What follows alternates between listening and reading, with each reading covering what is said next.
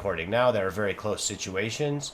And yeah, so I think it's really going to be an interesting one to review because I think I had some very close ones late that were very interesting. So it looks like I already kind of chipped up a little bit at this point of the tournament. It looks like we're at the FT, and I am 7 left at the FT. So I think we'll just start it up. We're going to start up kind of deeper in the tournament a little bit here, so you can kind of get a little bit feel of the late stages and see how I'm playing. So right now, let's just kind of evaluate the situation. I'm on the big stack right now, right? So I'm going to probably be putting a little bit of pressure on. When you're on the big stack in the room and you're kind of significantly ahead of the other stacks, usually you want to be putting a little bit of pressure on. They say like something around if you have like a 60% chip lead on second. I don't know where I even heard this, but I heard some good pros say this at one point. For some reason stuck to me, that if you have 60% more than second place, then you could really kind of lean on people in tournaments a little bit more. So I don't know if we're exactly at that point in this tournament, but we're like at close point to that. So big blind 72K it looks like. Just folding here, standard. We'll just play it out, see if it gets to me in some of these spots. So I'm playing it. All right, 9-8 off on the button. It would have been an open if it got to me. Looks like folding otherwise. We might even end up doing this kind of quick, so we might even end up going back at some point, but let's see how many hands we have. We're moving quick right now. Yeah, I mean, once we get to the heads up, I mean, we're going to have to stop quite a bit, so I'm not too worried. True. Max is going to, so yeah, one of the things I should have mentioned too, Max is going to give us, looks like someone busted another hand. Max is going to give us a very thorough evaluation of heads up play today. I know you guys probably haven't maybe even learned that much about heads up play, and I think it's a part of probably my weakest part of my game right now because I play so little heads up. Like, you don't play that much in MTTs, and Max is a heads up specialist. He used to play heads up sit and goes as his specialty, as his profession pretty much. And yeah, he was spin and goes were some of his favorites, and sit and goes, and so he was playing a lot of heads up matches, right? From what I understand, Max, like heads up 3 hands. Yeah, I wouldn't say spin and goes were my favorite. It was more out of necessity moving to those because heads up turbos became a little bit more on the I wouldn't say extinct, but they were a lot less volume. Once like hypers and spins got introduced, it took a significant chunk out of the player pool, so I'd switch to that. But primarily I was playing heads up turbos for, I mean, probably 12 years. So yeah, I've got quite a bit of heads up knowledge. Oh yeah, awesome, man. Perfect. I'm pumped. I'm honestly pumped because I'm going to get a good lesson here too when we're doing the heads up especially. So I'm pumped for that. And by the way, guys, Max will be in... go ahead. What were you saying? Well, I didn't say anything. Oh, okay. I don't know if someone was talking. Someone's not on mute. I think everyone's on mute. But yeah. So what was I going to say about this tournament? Oh no! If you want to post something, post it in training sessions. That's where we're going to be talking, and Max will be in there. Numbered training sessions. Kind of keep an eye on your messages. So just right above the VC training sessions, if you want to post something, we'll also be asking questions about a lot of these hands and getting your opinion about how you guys would play these situations. So just kind of keep that in mind. Kind of check that out and post in there. So I'll start it off here. I won't ask about this hand. So I think this play is pretty standardly as a call. I think most people would agree here. I think it's probably a little bit too strong of a hand to start 3-betting here with. He's going a little bit smaller sizing. He's going, what is this? Like 2.5x or so, which is actually on the smaller side here in the small blind.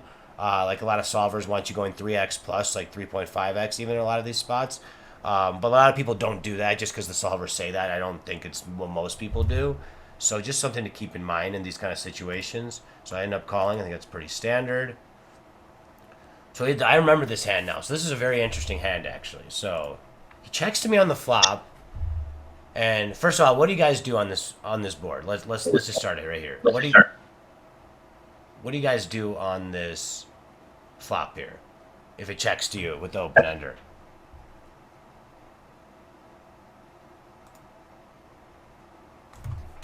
Yeah, I'm interested to see what they say. I think there's a lot of variables at play. Yeah, I'm not saying there's like a... Yeah, I agree, Max. I think there's not like a perfect answer even here. Like, it's just like... Just getting what you guys are thinking. I don't think either option is honestly could be bad here. So I just kind of like what you guys doing. I think I might even go both options sometimes. So... Yeah, I would actually argue that I mean, there's no incorrect decision here, unless you're doing. I would say like probably like getting like weird with like an overbet or something is probably a little out of line. But other than that, I think pretty much anything's in play. Yeah, I think I'm in agreement with that. Maybe like a big bet might not be necessary here, but also like 2/3, 3/4 pop bet might not be that bad here either because you're getting him off a lot of ace highs. Maybe even he folds like a 6, so you're getting a lot of better hands to fold. So we got a lot of mixed answers between checking, mostly checking. Slammer says bet around half. I want to look like I have some strength out to bet it. I don't have it because it kind of looks like I have a queen. So there's a lot of merit actually to that statement because we have no showdown value right now. So there is a lot of reason I think to be checking here, checking and betting. One of the reasons for betting, obviously, we don't have any showdown value, so it's nice to start betting your hands when you don't have showdown value, but you still have a draw.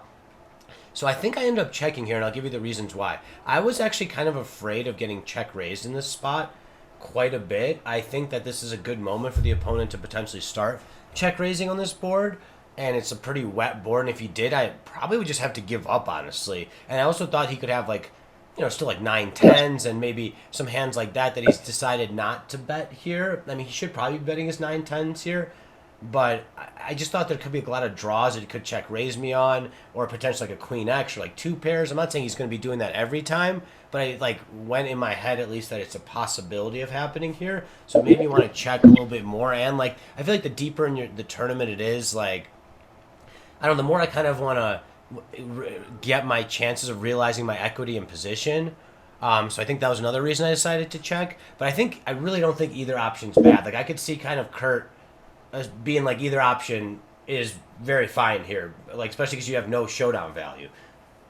Yeah, I would say like I would lean towards a smaller bet here, like a third size pot bet here, just so in case you did get check raised. Like if you bet a third pot and they check raise like 3x, 4x, like you can still peel one, and have pretty good odds to do so. And if you bet 2/3 pot and get check raised, then you're going to have to fold a decent percentage of the time if they make a significant check raise. I also think checking is a good option because, I mean, I do agree that this is a perfect spot for them to check raise you with any sort of value, just because it is a wet board and they're going to be sort of in protection mode if they have any sort of top pair combo. I would say, in my opinion, if I was going to bet, I'd bet third pot, but I do think that I would check a percentage of the time. I'd probably mix between the two of those, and I probably would eliminate a bigger bet from my decision. Yeah, and Max, what you were saying about the check raise, I actually, if they 3 to 4x check raise, if they 4x check raise, I'm folding. If they 3x check raise, it's really close. It still might even be fine as a fold. Like, I think a really good point here by that's the move. Well, so do you guys hear that yippy dog? No. Okay, stop. I thought everybody's muted, and I don't have a dog, so. No, it was outside here. It was at my place. Oh, okay. It was just outside. By the way, I'm at the dog park, and you just made me completely panic there, Steve. So thank you. Can confirm I was muted though. Yeah, I agree with this. I agree with TTM that we don't have that many clean outs. So even like a 4 of diamonds, 9 of diamonds, even like a 9, you're like happy about, but like you could still be beat by Jack 10 pretty easily. Like, so I mean, I guess he wouldn't check raise that many Jack 10s, maybe like a Jack 10 of diamonds or something. I'm not even pumped to call a check raise, and that's kind of why I decided to check. Like, I'd be a lot more, I guess, willing, I feel like, to call a check raise with 7-9 than 7-5. I feel like the cards are going to come for you are going to be a little more nutted for your range a little bit than the 7-5, like a tiny bit, because 7-5 is the ass end of the straight in this spot. So I don't know. I'm not actually pumped to call a check raise here. So it depends on the sizing if you check raise. If you want check raise like 3.5 to 4x, I would fold for sure. And if you went smaller, there's probably a much better chance I would call. All right. So. Yeah, agreed. I mean, it's not a great situation if you get like 3.5x check raised, even off a third bet where it's not a significant amount, but there's just not that many cards that deliver for you. I mean, you got 6 clean outs essentially. Yeah, exactly. Yeah, because there's obviously the diamond outs are a little weird, you know. Yeah, exactly. And even like the 9, like this 9, like it depends on the hand's played, but you're not like there's definitely a chance he could still have you beat a few times, like 7-10, Jack 10. So not as many absolutely. obviously odds, but like you're not, you know, you're not winning it for sure. So anyway, what do you guys think on this turn? So I think this is a really interesting turn here. I do remember what you did. I remember this hand specifically. Well, good bet here because we have a ton of queen X. He's probably not checking. Here's this call. Yeah, that's the move. That's a very fair point. I think it's a spot you can kind of go either way. I feel like that's the move. If it's like the middle of the tournament, I like betting a lot more on this flop. But if we're getting like later in the tournament, I kind of like sometimes checking that flop too, especially when we're in position. All right, so we got call from Slammer. DMC says raise. This is blind versus blind, correct? Yeah, BB versus small blind, yeah. Yeah, it is.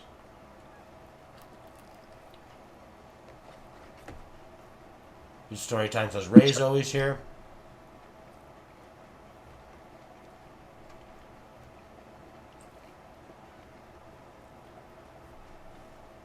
Slammer says definitely just a call. Max, what do you think here? I mean, you already know the result, obviously. Let's see what Decimo is going to say.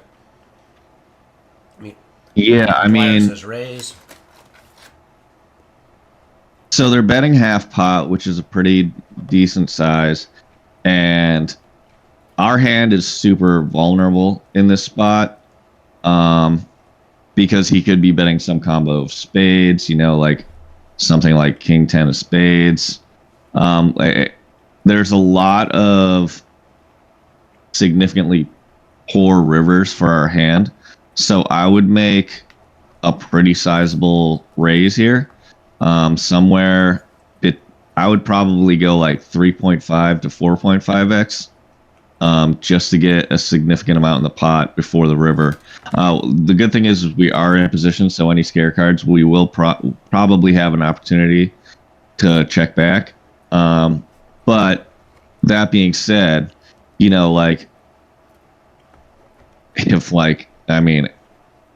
any spade, any Jack 10, 7, there's a lot of cards that disrupt the value. So I would like to get a significant amount of money in right here on the turn, and then evaluate river. Yeah, that's a very fair point. I definitely agree with you on that. I think that maybe the sizing is the only thing we differ on. I wouldn't probably go quite that big, especially when we're this deep in the tournament. I think it just looks a little too nutted to just go that big. I still want to be able for him to think I could have some like I don't know, like ace jack of spades or like a 7 ace of spades or something, like ace 10 of spades or king jack of spades or hands like that, maybe that I'm just deciding to do something a little bit weird with.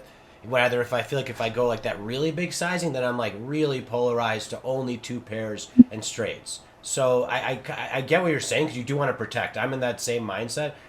We had a lot of people saying raise. Big Daddy Seuss, I know at the end. Shitty said raise. That's the move, made a good point. I'm raising because there's so many bad river cards. We could be raising so many semi-bluffs. Rhodesian also says raise. Yeah, I liked raising here, especially on the double flush card board. So I understand we're in position. We have a straight, but there's so many bad rivers. Like a 10 on the river, just a blank 10 isn't a good card at all. He has a lot of jacks in his range. A 7 on the river would be terrible. A diamond on the river wouldn't be good. A spade on the river wouldn't be good. Like, not saying he's going to hit all those cards, but none of those cards are really pumped about, and that's a huge amount of cards in the deck. So I think this is a really good spot to start kind of like protecting in a sense, especially because he can have some, like, let's say he has an ace 5 of spades. Is he going to fold right now to like a 3x, 2.8x raise or something?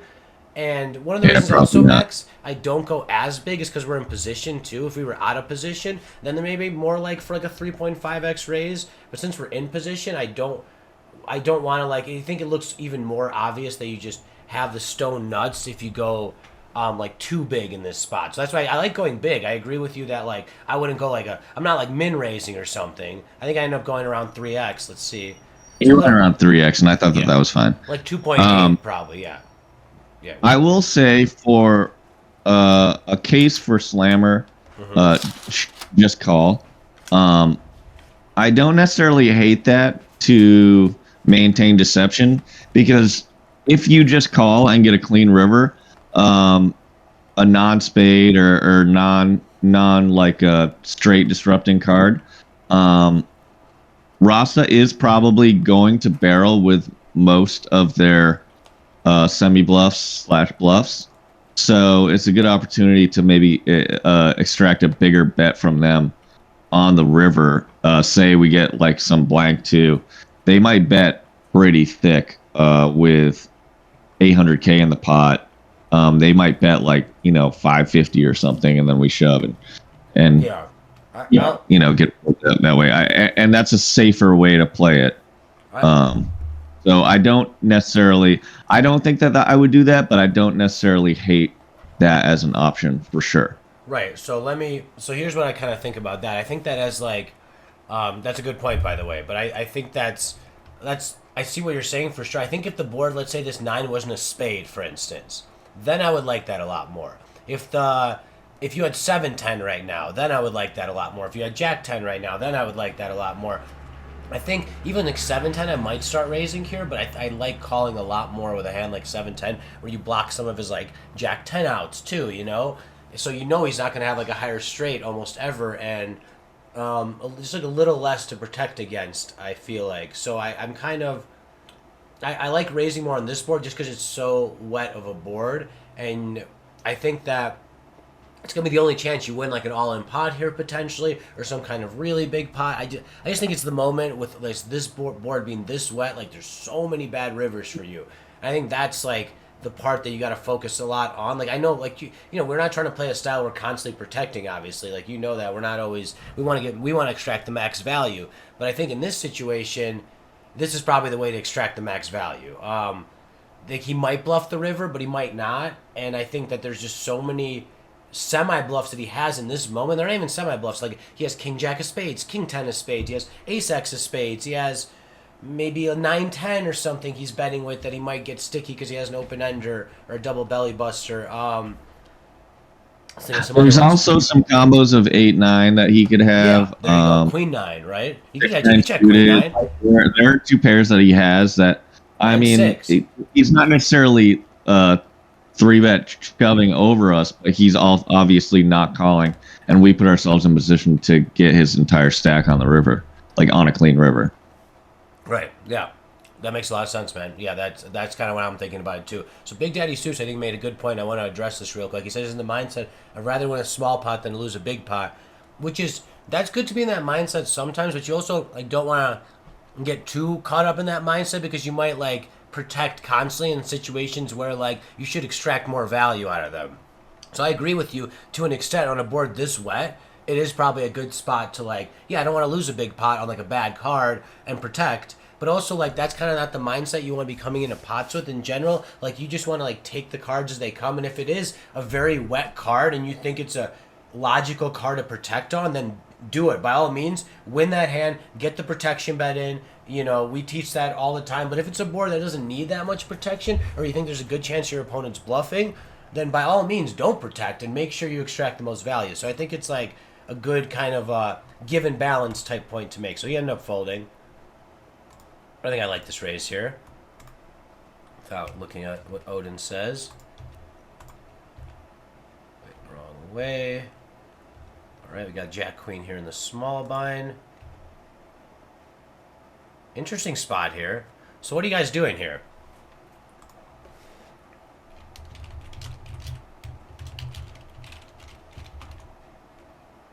Oh, he folded. I'm sorry, guys. He folded that spot. He folded there.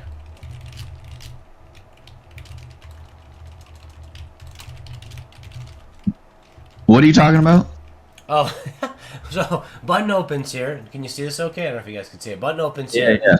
Button opens here. Rastaman 30. I got Jack Queen offsuit in the small blind. He has about, we'll call it 20, 6 bigs, maybe 25. Maybe 26 bigs. I have the chip lead in the small blind with about 45 bigs. Big blind is 30 bigs.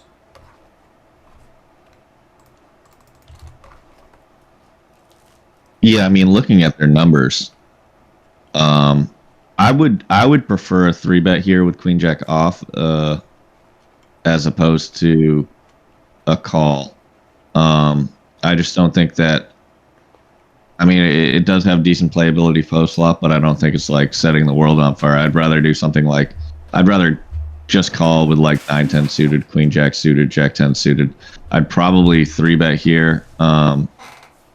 Probably like 4.3x or something significant, to put pressure on him to sort of keep him from just peeling. Okay. With 7 bigs, you know, like he's not going to be able to peel a 3.54x 3-bet here a lot. Okay. So we'll read out some of the responses here, and then I'll kind of talk about everything. That's the move says he'll 3-bet here. DMC says call or fold. I'll address that real quick. I think this is a spot that usually will call for. I don't think you should be folding here. I'll say that. I don't think you should be folding here. I don't necessarily think either option is bad between calling and 3-betting. I'll give I have different logic, honestly, for both of them. This is FT, yes. Six left at FT. It's story time says call or 3-bet. Rhodesian says Queen Jack suited he calls. Yeah, 17-13, I think 3-bet is solid candidate. Yeah, that's fair. But also, guys, that's 32 hands I have on him. Yeah, that's a pretty small sample.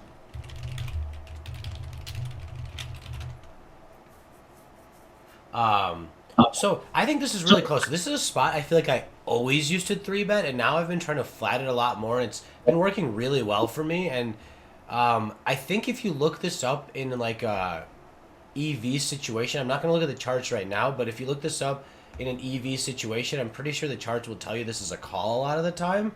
And these particular stack depths, I don't mind a 3-bet, but also I kind of just hate when like you get 4-bet shoved to like ace-4 suited or like ace-6 suited and like these weird hands where like you really want to flop it out against that you're almost like 45% against, but you're not going to be able to flop it out, or you're like 40% against, whatever it is, and you're not going to be able to flop it out and see the flop. And also like I'm not really worried about the big blind 3-betting, so this is kind of another factor you have to think about. If the big blind is a very aggressive, capable 3-better, this big blind, we looked him up during the tournament, DMC looked him up, and I think he was down 150K. So this, or like 200K. He was like a very losing player, this V Rich guy. And he wasn't very good, and he very unlikely to be 3-betting this spot. He only has 6% 3-bet in 260 hands. Those are actually significant numbers. 17-30, 6% 3-bet, 18% raise when it gets to you. Those are pretty tight numbers overall. So I don't mind either option, though. On that note, I don't mind a 3-bet also because of French Woods' stack. I think that Rostaman should especially be folding even more for the ICM reasons of the situation, although a lot of people maybe don't think about ICM enough. But at FTs, people tend to be more nervous. So I really don't mind either option. I have a feeling I flatted here. I think it's a little bit too many chips to shove. I wouldn't be surprised if, like, the solvers say it's an okay shove, but I think my edge is just way too strong, and I just don't even want to, like, take that risk almost in this situation of, like, shoving here and being wrong. Maybe if I was in the big blind, in V Rich's shoes with our stack, then you could definitely consider shoving here. I would kind of go in between shoving and flatting, depending on how often I think Rostaman's going to be opening on the button. I think in this spot, though, it kind of runs between flatting and 3-betting, and I lean a little bit towards flat, and I would lean a little bit towards maybe 3-betting like Queen 10 off. And I still might sometimes flat Queen 10 off, but I like 3-betting more with like Queen 10 off. I think this hand is a little bit more of a hand you want to flop with. Even if you're out of position, Rostaman isn't going to want to just bluff it off with nothing. Like, very unlikely, even in position here, he's just going to blast off with nothing. And you got to consider that at FTs too, that you don't have to worry so much in this situation. He knows you have more chips than him. He's probably not going to blast off too much. So it's kind of this give and take in my head, because, like, he's not going to for sure 4-bet shove ace-6 suited, but like if you think there's a strong chance he does, and a lot of people do, and by say most people probably will be shoving a lot of ace-x suited to your 3-bet here, then I kind of like starting to flat a little bit more. So that's kind of what was running through my head, just kind of giving you all the thoughts that have been running through my head. Okay. So I ended up calling. Is this FT? Yeah, this is 6 left, guys. 6 left at FT. Can I throw in my 2 cents here real quick? I don't know how good you guys can hear me because my Wi-Fi is doing shit. Let's go. Hey. Yeah. What up, guys? Sneaky little Kurt 23X whose appeared. voice is this? Welcome to the park. Yeah. What's up, guys? So I'm still in vacation mode, so apologies if my Wi-Fi is garbage. But yeah, just want to throw in my 2 cents here real quick. So looks like we have the chip lead, 6 left at the final table. Yeah. I think I heard like the last 5 minutes or so. So I don't think calling is bad here, but a way for us to really take advantage of our situation here, and the way ICM works is when we have a massive stack, we want to be putting on max aggression, mainly when we have other people covered, because not only do they're normally going to have to call quite a bit tighter in these situations, specifically with a button opener having 2 other people covered here. So he's going to be calling tighter than normal in general. And I also don't think that people really adjust their button opening ranges. Like, they might just be opening like a standard range here and not realizing that they should be tightening up because of the 2 stacks that cover him in the blinds. So I actually think ripping is pretty sweet here. I think for 30 bigs effective, even if the big blind wakes up, which, I mean, he's only going to be calling like 2-3% of hands. So very unlikely big blind does anything. And yeah, I actually think ripping here is pretty dope. Also, even though we have more chips here, we're still kind of disincentivized to be playing hands like this out of position. I would still be ripping queen jack suited here too, but I think I slightly prefer jamming here to calling, mainly because our opponents are probably not adjusting with their opening ranges and also have to call pretty tight in the spot. And even if we rip and big button calls, like, we still have chips. I mean, it sucks, but like, we just get it through so often too. And this is basically how we want to really take advantage of our massive stack here. We want to put maximum pressure on the people who have us covered, who have to be calling like way tighter than they normally do because of pay jumps here. So, I wouldn't say calling is bad by any means, but I think I would prefer jamming. I kind of actually want to talk about this. We all have 3 different decisions. Let's talk about this a little bit more, because I would probably prefer like yeah, in my head, like jack queen suited seems like a spot I could be shoving here, and I think there is a lot of these moments where you could, you know, like you're saying, take advantage of your chip advantage and really put the pressure on. I guess I kind of thought jack queen off might be in that range, but didn't know if it was, you know, good enough to be in that range. I guess my question is, do you have a 3-bet fold then with jack queen off, or is it just purely call or shove then, Kurt? I mean, you could probably 3-bet fold a hand like this, but if I'm going to have a 3-bet folding range, it would probably be more hands that are like kind of more garbage, like an ace-5 off, or maybe like a king-4 suited, something that, like, you know, we're not really hurting it. Like, it doesn't have great playability post-flop like queen jack does. So if I'm like 3-bet folding here, it's going to be like the very bottom of my V-pipping range here, like hands that don't play very well post-flop. Like queen jack off plays okay post-flop, but yeah, I would probably just end up like, this is one of those middling hands that I think is just good enough to just be ripping versus a semi-wide button opening range here. So, and I guess the main thing I want to ask before I say anything is, do I get better hands to fold? Like, I believe our opponent's probably folding a hand like even king queen suited. I think our opponent's going to fold. Same can go with king jack suited. So those are 2 better hands that we probably get to fold from the button shoes if we end up jamming this hand. So that right away tells me that this hand is probably worth jamming if we get better hands to fold. But then again, I have no idea what these players are doing and how ICM aware they are either. So I think that would come into the consideration here. But in my perspective, if I'm on the button and I'm raising here and somebody rips, I'm probably folding king queen and king jack here. So yeah, that makes a lot of sense. Yeah, I think that was really well said.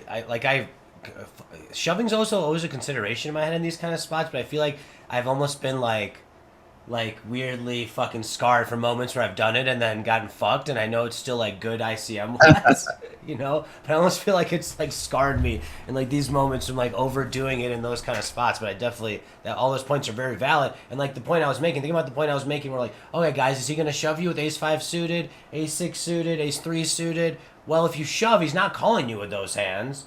So that's a huge thing too. Like those hands that maybe the button decides to make an aggressive 4-bet shove here, a little bit aggressive 4-bet shove, not that aggressive, like a little bit aggressive. But if you shove here, that takes all those options out of that situation. So that is a really interesting point, goes towards shoving, because you're going to get all those hands to fold very likely when you do that.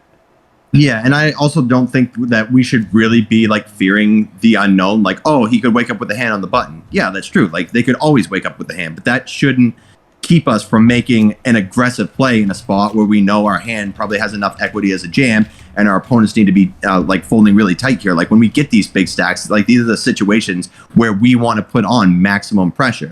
Again, yeah, like they're gonna wake up with a hand sometimes. It's just kind of how poker works. But that shouldn't keep us from taking pretty good spots, like I would say this one is pretty much, just because we fear our opponent may possibly wake up. So I think I mentioned this again. Great quote by Amir Vahidi. In order to truly live, we must be willing to die. And that's like a very, like this is kind of the spot where I would kind of say that little quote would kind of fall into line here. Okay, YOLO. I'm trying to see if I can find this quote on a GIF, but I don't think I can, guys. Sorry. Right. Either way, yeah. Let's see what happened here anyway. Let's roll it through. Okay. So we got the Jack Queen flop or Ace Queen 6 flop. Actually, dude, I remember this hand. This hand is super interesting, and I ended up making like a very hero-y fold. I feel like in this situation, in this hand. So I do remember this. Check on the flop.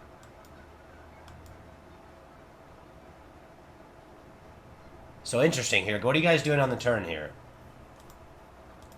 He checks back a board where he seemingly should be betting a lot of his range. I know my small blind flatting range, though, looks pretty strong in this spot. So that could be a good reason why he's checking back here.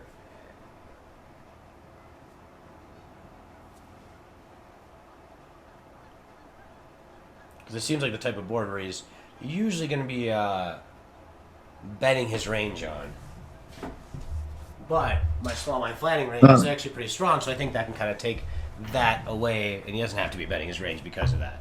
But it's usually a board we have a strong this range. In general is a pretty good board for the button openers range, and we shouldn't have hands like, I mean, we can slow play like aces and queens sometimes here, but we should never have like ace queen, ace king, stuff like that. So and you did say like we call from the small blind, so yeah, it's true. We're definitely gonna have a stronger range when we call small blind than big blind. So the button doesn't get to see bet quite as aggressively, but they should still be betting relatively aggressively in the spot. I think it's still a better board for them, but since our range is a little bit tighter, they probably have to be a little bit more cautious with their c-betting frequencies.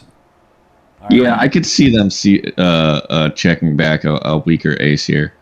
I would probably. I'm actually agreeing with what a lot of people are saying. Rhodesian says check call. Dwyer says check. DMC says check. I'd actually probably check here too. I think the ace of hearts opens up a decent amount of possible bluffs that Rasta can make on this turn, and we have a really good bluff catching hand. So I would probably check back and try it and look to call 2 streets of betting from him. I guess maybe like a bad river heart, I guess like the king of hearts or the 10 of hearts, I would consider folding to a pretty thick bet on the river, but otherwise I'd probably check again to try and induce a double barrel bluff here from Rasta. All right, yeah, so we got kind of mostly people saying check call here. Slimer says bet 300K. It's kind of the only difference that I'm seeing. So I think I ended up checking here. I think I like checking here. I'm pretty in between though, and I'm actually curious now that Kurt's here. Let's see what he says, because I think I might have butchered this hand a little bit. I made a. Well, why don't you say your piece here, Kurt, and then we'll keep going with the hand. Yeah, so I think again, I'm a broken record when I say shit like this, but I think we can definitely take both lines. Like, I think our hand is definitely strong enough to bet for value. I probably wouldn't bet very big because we're really trying to get him to hero with basically weaker queen, some 6x, like jacks and 10s, stuff like that. So if we're going to bet here, I would probably like blocker bet, like 140-ish here if we were going to bet. I definitely think we get value from worse hands. But we also don't want to bet too big because we kind of block like some like worse queen X that we're trying to get hero by. We also block a hand like pocket jacks that we want to get at least a street from. And it's also, so I think it's fine to bet, but I would also probably mainly check here because our hand doesn't really need a ton of protection. As you guys were saying earlier, big blind can definitely check back hands like pocket king, some weak ace X, even some king queen here. Button's checking range should be a little bit higher than normal, specifically in a final table dynamic when his opponent has them covered. So their overall c betting frequencies should be lowered in compared to a regular chippy V situation. So my main play would probably be to check here because this hand really doesn't need much protection. It can probably pretty easily call down 2 streets here as well. Also doesn't really need a lot of protection versus potential flush draws because we block a heart, which means it's less likely that if the turn and river run out hearts that our opponent is likely not going to have a flush himself when we block it. So yeah, I would say I would probably roll like 25% block bet here and mainly check. So okay. So I ended up. Yeah, I don't mind a blocker bet here. I agree, but I do also agree that I would do it a smaller percentage of the time. Yeah, I think those are all good points. Those are all good points. I think we'll just continue here. So I probably butchered this hand, honestly. I feel like I probably might have made a bad fold in the river. So he makes this really small bet, which, yeah, obviously we're calling. I think it's pretty obvious here. I forgot what he bet on the river. He bet this. Yeah, he bet thick on the river. And I just literally went in the tank for like a minute and a half. Like, I was lost on this fucking river. I am not going to lie. You know what I mean? Because me having the queen of hearts made me especially like, well, I mean, he's not going to have any queen X flush draws that he could be betting on the turn. It should be like a big part of his range, I feel like. Could have like a queen 10 of hearts, like a queen 9 of hearts, or something like that. I mean, there are a few hands, like a king 10 of hearts he could have, or like, I mean, maybe some just like 9 8 of hearts he's just going for it here with. It's certainly possible. So yeah, I think I ended up folding here, but I don't really know that this is a fold. And it's a very interesting situation because I do think there's like a king 10 of hearts he could have, like a 9 8 of hearts, and he probably would be betting all of those just the same way, and maybe he was just checking the flop to give up against my small blind range and then betting that on the turn and betting that on the river, you know, the missed hearts that he could have. Obviously when I have the queen X of hearts, it takes a little bit of those big heart draws, big paired heart draws off the turn in this hand, but it's definitely an interesting situation. Kind of looking back at it, I feel like I should have called. But I think I just felt like my edge was just so strong on the field that it was okay if like I was really unsure about this spot to just make the fold. But I probably, I'm feeling like a call is the right play here. I mean, is he gonna bet pocket kings with this kind of sizing, king queen with this kind of sizing? Maybe, certainly possible. I mean, certainly possible. I guess he could have like pocket aces maybe sometimes. Very unlikely. Maybe a pocket fives. Those are kind of a few hands that ring in my head, but like not too many value hands that I could like really think of. So I think when I'm like not being able to think of any value hands, I should probably just make the call. It's just kind of like when I'm going through the value hands in my head, it's like what value hands does he have? I guess he could still have, like we were saying, a low ace X or something. But like that turn bet was so small with the low ace X, I feel like usually like a fish won't just like in position on like a 2-heart board bet like that small with it. I mean, could he just have like an ace with a 5 of hearts or something and be doing that maybe sometimes? So yeah, I feel like it probably is a call. I ended up folding in the moment. Weird hand though. Let's hear your opinion, Max, and Kurt wants to give his opinion after that. I mean, I think that we set ourselves up to call here. Even though he bets a little thicker, I can just see enough bluff combinations that I would call. I'm not like excited about it, but I think our hand's too strong here. Even when he bets thicker, like he will show up with weaker ace X. He could definitely have something as strong as ace 5. That where all of a sudden he's feeling super confident to bet this thick. He could have, a variety of literally every ace X. He could have kings. It's a little, more unlikely, but obviously he would feel pretty comfortable with kings at this moment. He could have king queen. King queen would probably check back flop a decent percentage of the time, just because they have enough of a piece of the board, but not probably not 3 streets of value necessarily. I agree with all the combos you said. Those are all very possible. But he's also got a decent bit of bricked hearts. He could literally just be airballing, thinking that he can get you to fold like 6-7 suited. He could also think that maybe you have hearts or king 10 or king jack, and he wants to get you to trying to avoid getting hero called. I think that there's enough there to make a call profitable. And considering that that's what I was aiming or hoping that he would do by checking back turn as well, that I think that I would just stick to my plan and call here. Yeah, that makes sense. I think that's a very fair point. Kurt, I don't know if Kurt's still around, but if you want to say something, if you're still around. In theory, we can never fold here. This hand is too strong. Otherwise, we're just calling with trip aces plus. I think that's way too tight of a range. If that's our calling range, then our opponent can literally just close their eyes and bluff any 2 cards, and he's going to make a massive amount of money if we start folding hands this strong. In terms of how the population plays, I think the spot may be a little bit under bluffed. So I, like Max said, I'm not in love with it, but I also think it's just far too strong of a hand. And if we're folding hands like this, our opponent can definitely overbluff this spot, and we're just not defending enough. So I also think that since he just blocks on the turn and we just call, it's also very unlikely that we have an ace. I mean, we can definitely, if we want to call it ace 4 suited and play it a little bit more slow, our weakest aces, we're going to have a little bit of that. But versus a small turn bet, it kind of looks like he's just trying to eke a little bit of value and then maybe buy a cheap showdown. So I'm still looking to mainly raise a lot of my trip aces on the turn versus a small bet. So when we just call, we essentially have a lot of hands like this, some flush draws, maybe some, I don't know if we have 7-6 suited in this spot, but yeah, I think in theory this hand is just way too strong to fold.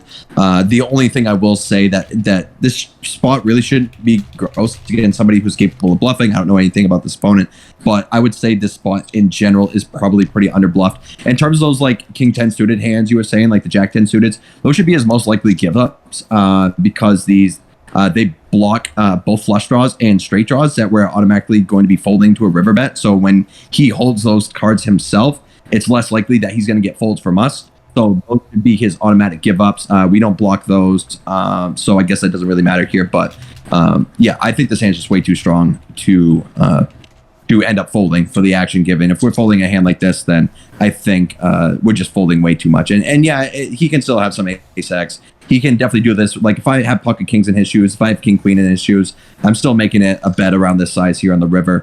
Maybe even he could even have queen jack himself and be getting value like this from a queen 10, a queen 9, 7-6 suited. So we could even beat some value here or be chopping with some value. So I think for that reason alone, we just can't fold here. Yeah, that's perfectly valid. I really don't feel like I should have folded here. I think I had that exact thought that you're saying, that the population under bluffs in this spot, and I kept having that go through my head, is he really just going to bluff here? But yeah, there are going to be some hands he'll for sure bluff here with, and just the line he took doesn't our hand's too strong, number one, and the line he took, I mean, he's he could have some low ace X's. It's hard to figure out what he has also with this line he took, and like you're saying, I think it's too strong of a hand to begin folding here. So I think I made a little bit of a hero fold here for sure. I think I just kept getting, everyone was playing very tight, and I was just everyone's playing so tight, and people do under bluff this. This spot is not a very bluff spot where someone checks back a flop on an ace high board and then bluffs 2 on the turn and river. It really isn't a bluff line people take too often. But of course, it's possible, and I think our hand is still just too strong to be folding. So I'm definitely in agreement. I'm not a big fan of the fold here.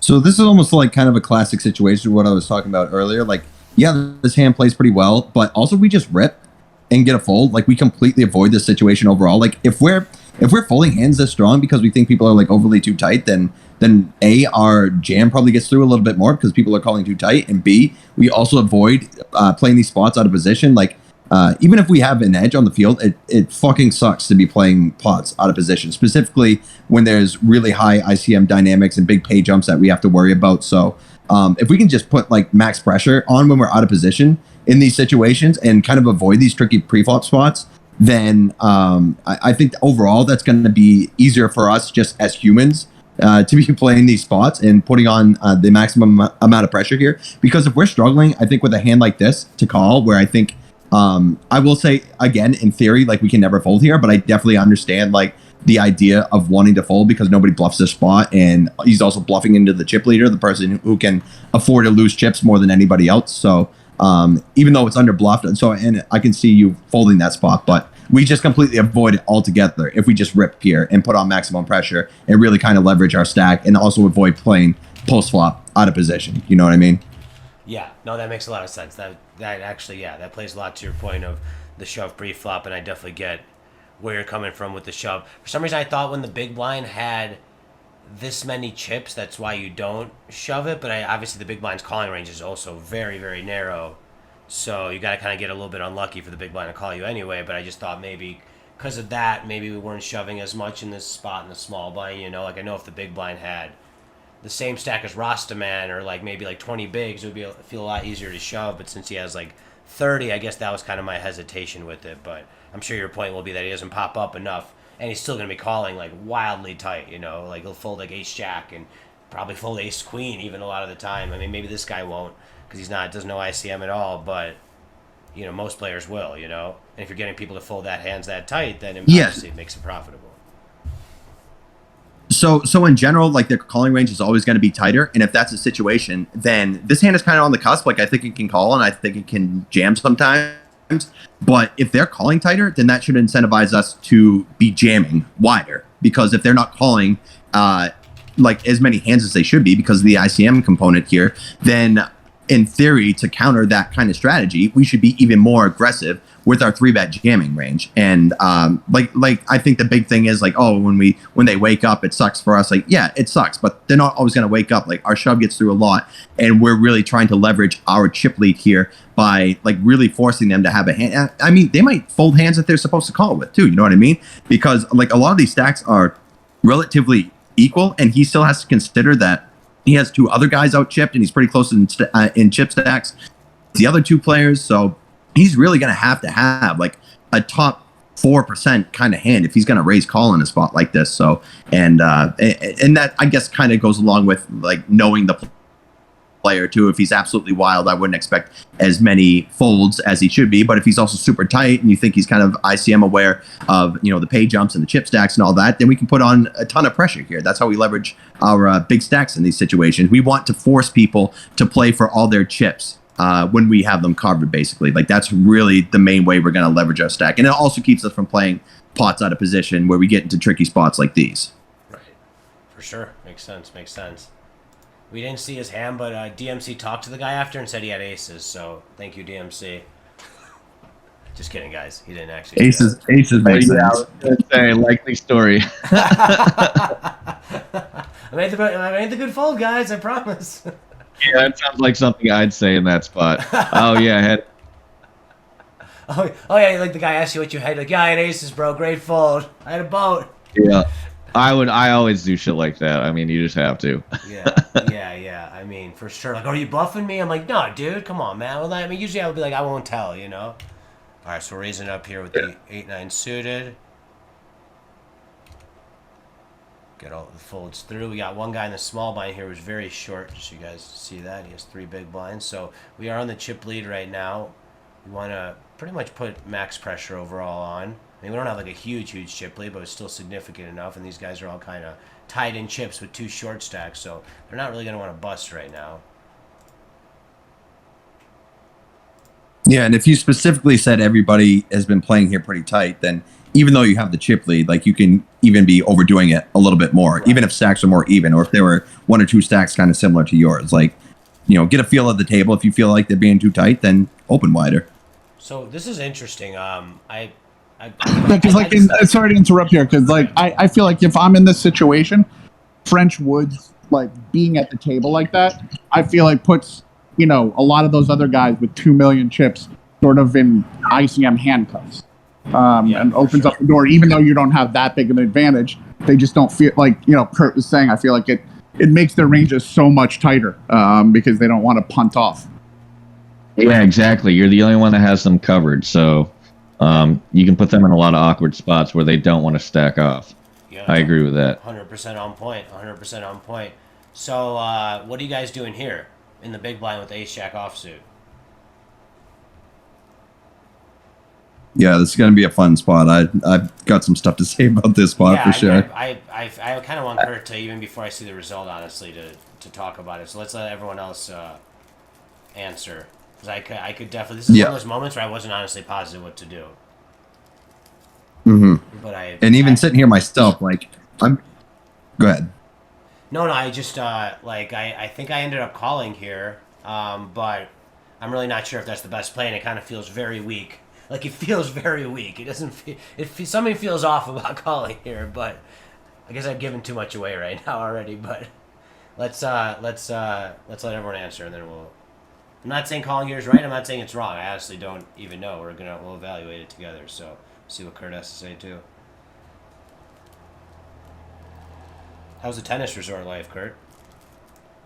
That was pretty sweet. We stayed here for an extra day, actually. So nice. Yeah, we're supposed to be checking out right now. So I was supposed to be on the road. So we just got back from a late breakfast and everybody's here. What's up? Are you at the Rio? Where are you at? No, we're in Nosada. We're staying at this place called the 506. I don't know if it's a tennis resort specifically, but we've got a tennis club like literally right out in my patio here. Maybe I'll take a picture from my deck and show you guys after the. What's that?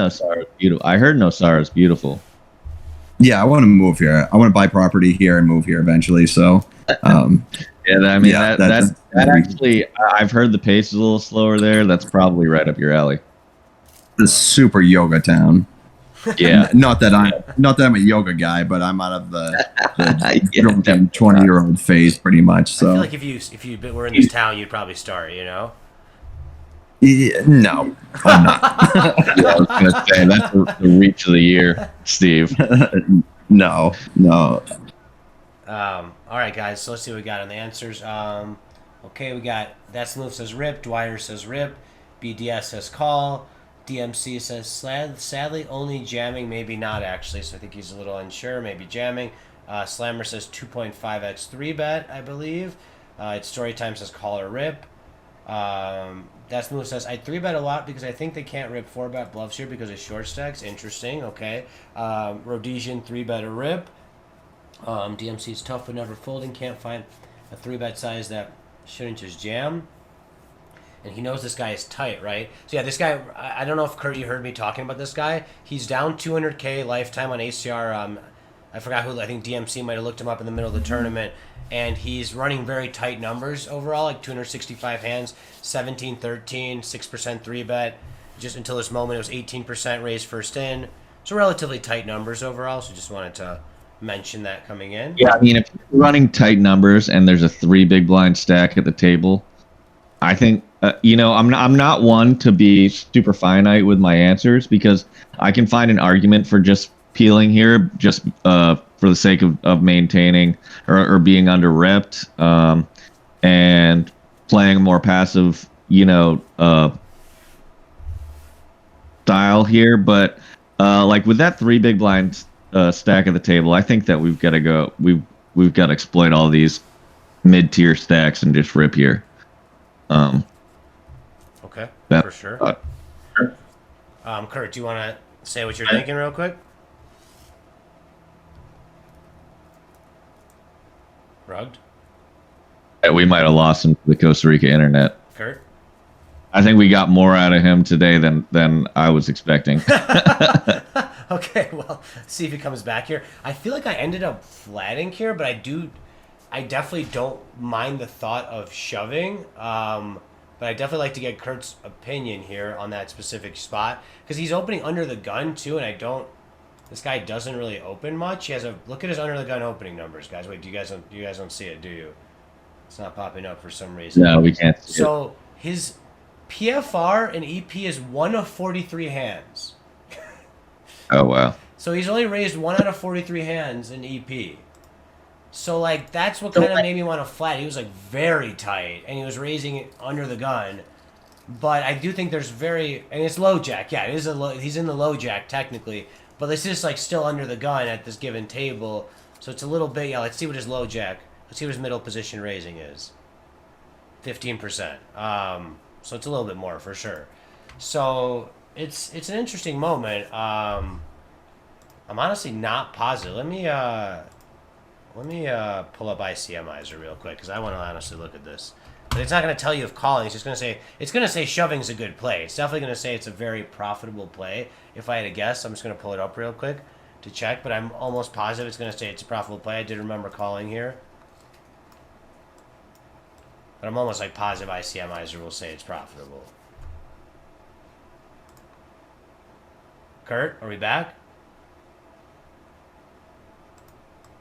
Yeah, he really let us on with, I have so much to say. I and know. then, I want to hear what he's saying, you know? All right, let me... there you go. Wi-Fi. Garbage Wi-Fi. I'm surprised I went that long without getting booted. I literally just said that. Yeah.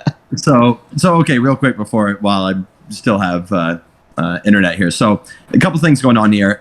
One, we're in a spot where we can put on quite a bit of pressure here. Obviously, with this guy only having the 3 big blinds, we can really push our chip lead here and put max pressure on this guy by just ripping here, which I think is fine.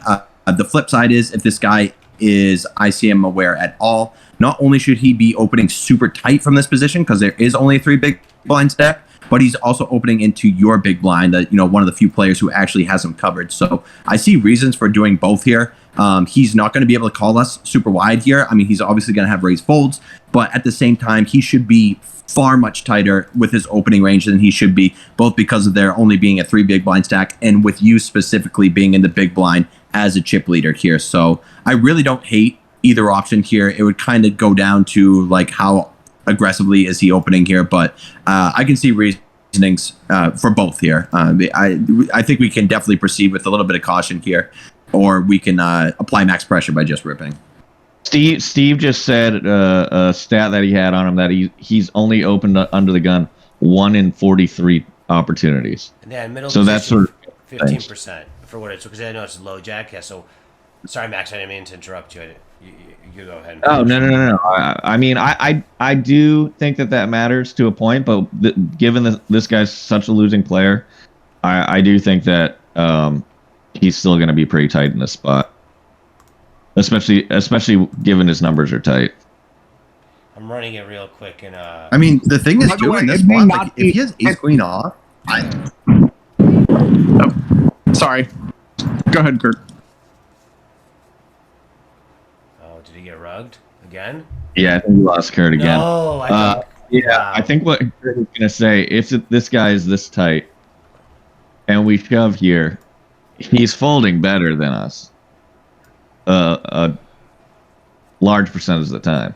I definitely this definitely seems like one of those spots where there's arguments for both, and I'm glad to hear that because I kind of did feel that way really strongly in my head. I think there's like a very strong argument for both because like what he's saying, I had that same feeling of like this guy should be opening insanely tight right now, but he should also be calling insanely tight right now. So it's kind of like a give and take in my head where like, yeah, if he's thinking about this enough, he should be really tight on this open. But yeah, maybe he'll fold ace queen off, right? Maybe he'll fold some of those hands. I don't know if guys like that fold hands like that who aren't thinking about ICM, but there's certainly a possibility. Yeah, ICM probably forces him to call an incredibly tight range. But that being said, him opening here, he probably does have an incredibly tight range. So like, let me change windows real quick. He's also down like 200K, like you said. So I don't know if he's aware that he should be folding hands like ace queen off, pocket nines in a spot like this. So I wanted to interject something about him too, just because we've mentioned the shark scope thing a couple of times. Sorry for the sirens in the background. I do remember though that when DMC looked him up, he was down about 200K, but we saw that basically since COVID, he had become a break-even player. So he was not losing anymore. He had definitely like started to turn things around a little bit. So I think that was the information we were operating off of at that time. So maybe he had learned a little bit. For sure. Yeah, I mean, there is a ton of info out there, so there is opportunity for losing players, even significant losing players, to improve at this point. Hey, Kurt, I just wanted you guys can see these are the ICMizer results on this spot. Yeah, yeah. So, I mean, it's like slightly profitable, you know, it's about, you know, whatever, a little under 10% of aces, like we were talking about that Ben CB thing.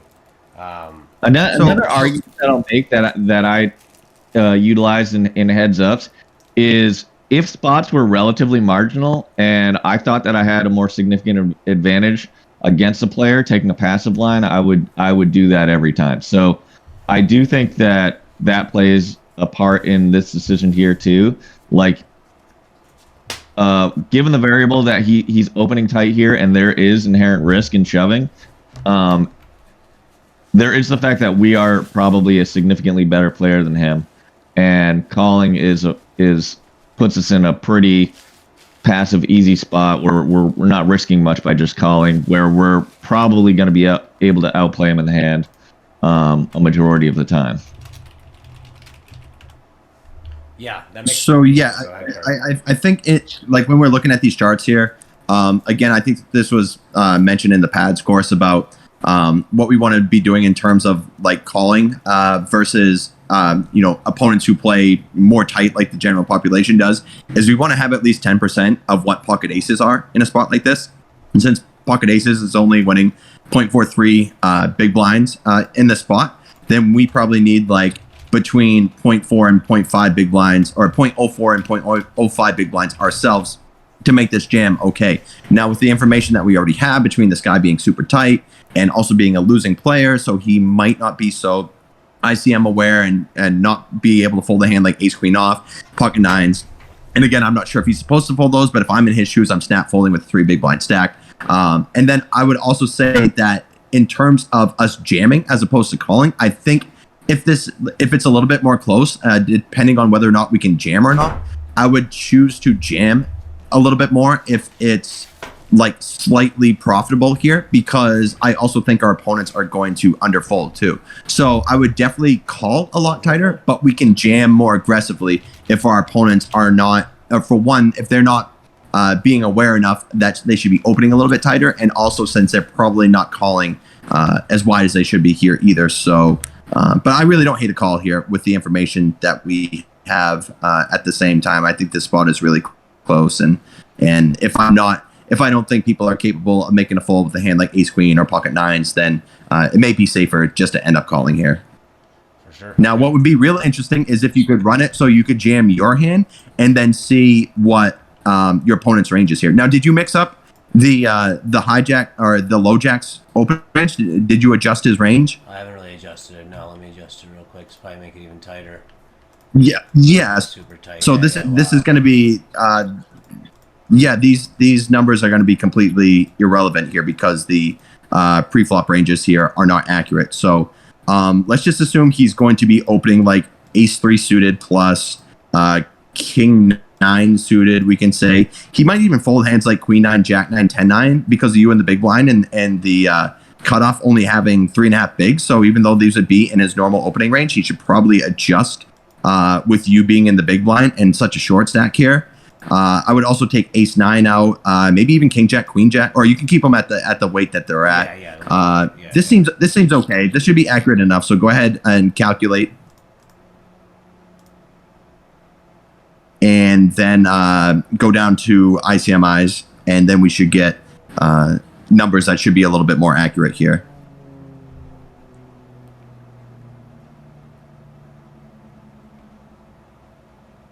Yeah, we always have to adjust these ranges from the opener before we get So slightly proper outputs here. Slightly, it was 0.03 before, now it's 0.02, so slightly lower. Mm-hmm. So it's like 5% of aces right now. Okay. Let me see what the caller is. Let me see what he's supposed to be calling you with. Jacks, queens, kings, ace, king suited, and aces. Mm-hmm. Not ace, king off. and this is That's not the gonna argument. I don't think he's gonna fold ace, king, personally, but I mean, obviously, I don't either. But I see. Yeah, I don't know if I would fold ace king there, but I would definitely snap fold ace king off if I'm him. I mean, I think it is. He seems to be he might fold ace queen suited too. I mean, he really should be. Like, I was gonna say that tens might be a call here, but yeah, even tens is losing in the spot, and this is just how much of a factor ICM is with not only you having him covered and him essentially being like second in chips, but this other guy only having 3 big blinds too. So even though these might be the numbers, we can't just assume that our opponents are going to be making these folds like with ace queen, ace king, pocket tens all the time too. So that's where it kind of like it's good to know what you should be doing in these spots when it comes to ICM, but you also have to be like, okay, is my opponent aware of this too? And if I see somebody's losing 200K, I'm pretty sure he's not folding ace king in the spot or pocket tens in the spot too, which would make this jam a little bit worse overall if they're not capable of making those folds. Yeah, for sure. Okay, that makes sense. All right, well, let's see what happens. I remember this board. I remember this spot well. It actually gets very interesting post flop too. All right. Make sure to put it on the replayer, Steve. Yeah, you still got it. Sorry. Yeah, my bad. Change windows. There we go. All right. Okay, so I checked him on the flop here. He bets 350. I bets thick.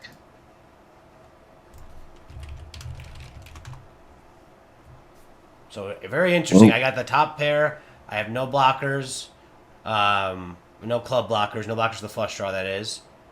So yeah, what are you guys doing here?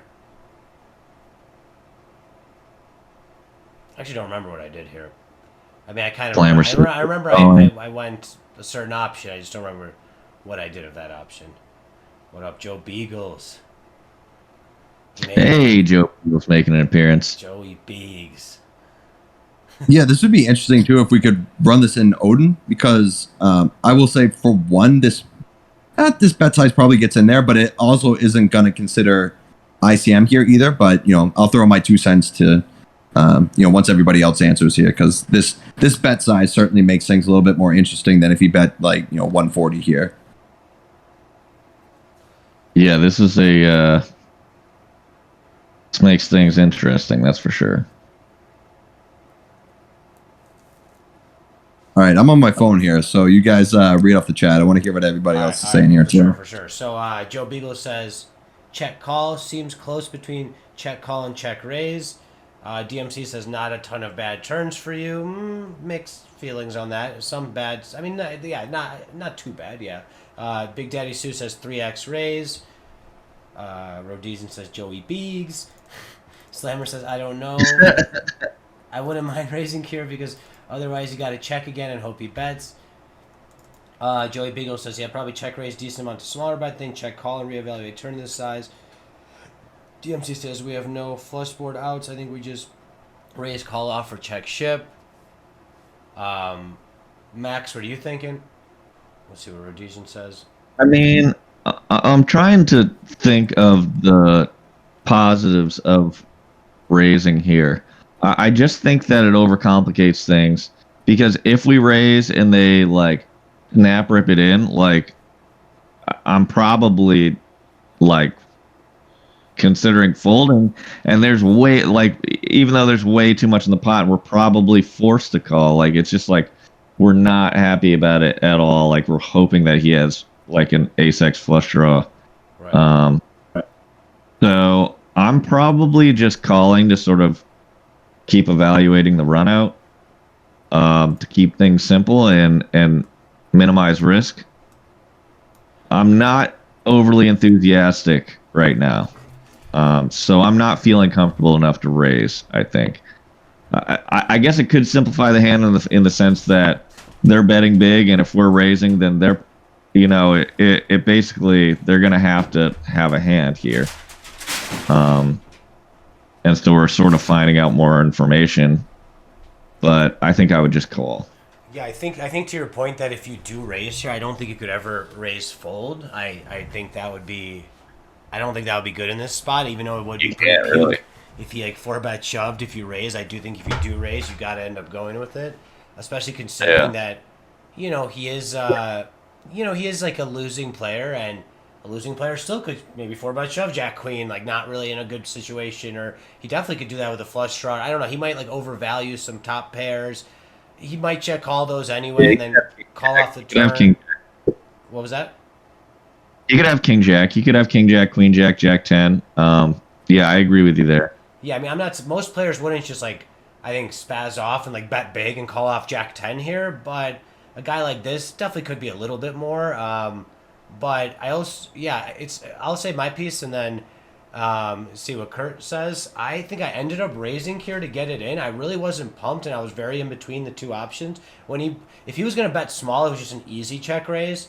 Just easy. I think it's a very simple check raise on this board if you bet small. When you have top pair, top kicker here, you're almost a little bit disguised too. He's not going to probably put you on this hand like a ton, like at least sometimes he can, but he's not going to really put you on top pair, top kicker that a lot in that spot. So I think on the small sizing, I think it's a pretty clear check raise. On the big sizing, it's really close to me. If I had King Jack, I would call here for sure. And I think Ace Jack might be the start of my raising range. And I do like that I unblock the clubs. I don't have an ace of clubs. And there is a possibility he just bets an ace-high flush draw like this. Most people don't just bet ace-high flush draws this big on this board. They probably go small. But again, this sizing is it's a very polarizing sizing. Obviously, he could have kings and queens. There's a chance he could have maybe a pocket sixes, pocket twos. Not always going to just bet huge here, pocket sixes, pocket twos. Kings, we obviously block out aces. We block out jacks, and he's probably not going to bet like this with jacks anyway. So there's like kings, queens, maybe sixes and twos. It's close because there obviously is like not a ton of value hands that you're getting value from from his perspective. I guess there are. It just kind of depends. Like, you see, what if he's being an idiot and betting a 9-8 of clubs like that and just not thinking about it enough? Like, what if he's just betting 7-8 of clubs like that? What if he's just betting king 10 of clubs like this? What if he's betting king 9 of clubs like this? Is he just going to fold to your check raise? I don't think so, and I'm not saying that you should be betting this size with those hands, but I think that the fact that he is betting this size and like this probably isn't too big of a size on this board. I feel like maybe like a little bit for certain hands you want to protect with like a kings and queens. So there's definitely a possibility he has kings and queens. So I was really in between here, between calling and raising. I feel like both are options in this spot. I think I would like calling more if I had the ace of clubs here. If I had the ace of clubs, I feel like then it takes out a lot of these big flush draws out of his range, and then his range is going to be more hands that beat you rather than some big flush draw he could have that you dominate. I do agree that you'd feel more comfortable with the ace of clubs. But then again, you take the ace, the nut flush draw out of his range if you have the ace of clubs. So I think you probably feel better. You feel more comfortable with your place in the hand. Right.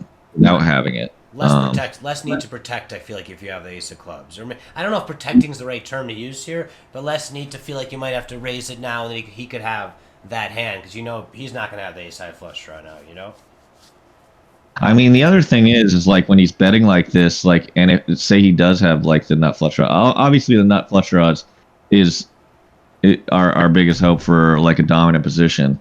But are we that excited to get in if he has like king queen of clubs, something like that? True.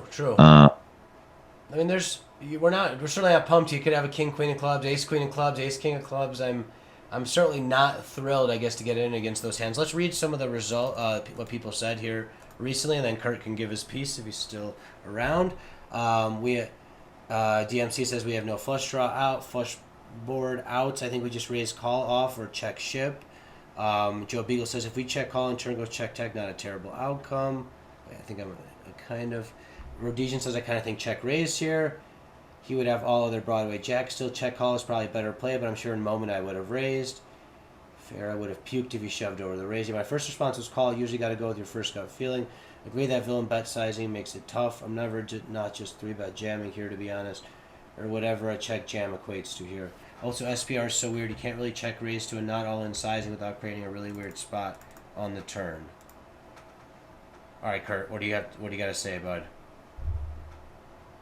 All right. So I guess the first thing I'll say is because of the dynamics here with this guy only having 3 bigs and you being in the big blind, I don't think you should ever be opening pocket 2s, even pocket 6s. If I'm in his shoes, I'm probably folding pre with the other guy being so short and you having him out chip. So I don't even have 6s and 2s in my range. And then if he did, I wouldn't assume he would be putting him in his big bet size. Those hands want to induce action. And at 30 big blinds, you don't need to start betting big in order to get all the money in. So I don't think he ever has any of those hands to start with. That being said, this is just a hand, like, we don't really, like, we shouldn't be worrying about what hands can he have. Like, this is just a board we're going to go broke on no matter what. So this is basically like, if he's got better, he's got better, but the money has to get in here. The interesting thing I think about it is that if he bets smaller, I think we just pure check raise here.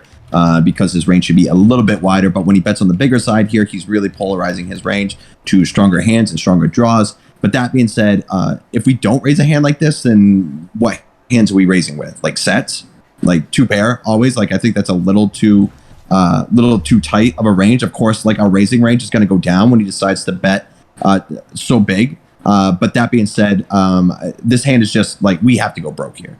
And if he has king, queen of clubs, he has that hand. If he's got kings or queens, he's got that hand. We just have to go broke. There's no way around it. And I think the best way to play this without the ace of clubs here specifically is probably just to check rip here. Now, if we do have the ace of clubs, I wouldn't mind mixing either some check call for deception and some check raise not all in, because we do have the ace of clubs, which means that our hand is going to have a little bit more playability on turns that are clubs. So I think with a club, I would mix in check calls and check raises not all in. And without it, I would just absolutely rip here, or check rip here, unblocking clubs.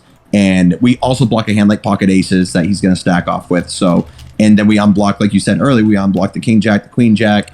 He could just be doing this with like an ace 4 clubs here, which would be fine. So we get it in some decent spots here. And not only like are there turns that are bad for our hand, but the times that we do have him smoked, there could also be turns that slow down the action when we do have him dominated. When he has a hand like king jack here, or queen jack, if the turn comes like the 3 of clubs here, that's going to slow down action considerably. So our hand is good enough to stack off with here. And not only does our hand need protection, but the times we do have him absolutely smoked, there are boards that are going to slow down the action, and we might not get all the money in. The hand is just too strong. We have to go broke here. And if they've got a better hand, they've got a better hand. That's kind of what it comes down to here. So I would pure check rip here versus this size. Although, again, I'm not happy about it because of the size. It's a little bit bigger. But yeah, our hand's just too good to do anything but stack off here. Yeah, I like that. I feel like I ended up in moment maybe just check raising, but I like check ripping for all the reasons you stated, and check raising with like the ace of clubs. So I think that makes a ton of sense, and I do agree with you that it's just like too strong of a hand to not be doing this with. And if you're not doing this with top pair, top kicker in this spot, like, are you check raising anything on this flop? So this would probably be one of your better hands. Obviously, you could do that. Oh, I did check rip. Yay. All right. Cool. Sometimes I thought I just check raise, but check rip. Don't flap. There you go. I remember actually the moment now, I was just like, I was like hella nervous because of his sizing. And I'm like, man, if I'm like wrong, I'm going to be like a 1 million in chips all of a sudden now, you know? But like, you know, you still just got to do it even less. I probably like 900K, but like, it's just the right play. It's the right play. So, and he folded. Yeah, there's no way around it. Like, you just got to go for it. I thought he folded. Oh, he called. I don't even remember what he good, had. because I really want to see what he has. Oh, same hand. Oh, I remember this hand. Yeah, it was like, yeah, that was a lot of action for nothing. yeah. That's why it was so unmemorable. I'm like, I don't remember doubling up here. Like, all right, well, that makes sense. Same hand. I'm honestly like, I know that obviously that's in his percent, you know, like he's got to open there, but given the tight numbers, I feel like that's probably the bottom of his opening range. Yeah. Yeah. I mean, probably. Oh, let's go back. I missed a hand. As odd as it seems, you're probably like relatively happy that he had the same hand. Yeah. I'm not super pissed about it for sure. All right, it's open sevens here. We're five-handed now. Looks like someone got eliminated. Oh yeah, that short set got eliminated. So what are you guys doing on this board? What sizing are you guys thinking? I'm probably assuming most of you guys are betting, but if you're not, that's fine. Tell me if you're not. But what sizing are you thinking? I mean, I could just say my sizing. I don't know if we need to, I guess, do it on this one too much. I'll just play it out. It's fine. I don't think we need to talk too into detail. So I think there's two sizings I could go with here. Whether that's, I feel like it's usually smaller sizing is the better sizing. I think if I maybe didn't have a seven of hearts, I'd want to size up a little bit more. I mean, I'm not like super pumped if you check raises. Obviously, there are going to be some twos in his range for sure, like ace two suited, king two suited, queen two suited. I mean, maybe some of the other jack two suited could be flagging some of those. He might not be at the FT. So I feel like this is kind of a board you're just supposed to bet pretty much your range small on. I think on these paired boards, you're supposed to go very small in general. So I think it's just kind of a third quarter pot with my range in this spot. Maybe Kurt has a little bit of a different opinion on it. It may be going 2/3 sometimes here. But it feels like this is the type of board where you're supposed to go like small almost all the time on against the big blind.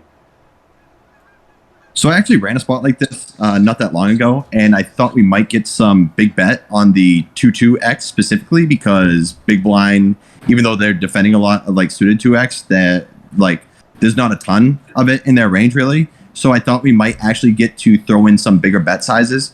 But yeah, it's still on most of these pair boards, even ones like this that are super dry and our opponent can still float us relatively wide for a small bet size. We're still just betting pretty aggressively for like a third or less than that. So I would just bet range in this spot. And again, even if it's close with your chip lead, if the spot's close between betting and checking, I'm just going to take the aggressive route and bet here. So I think this is kind of a fist pump, small C bet.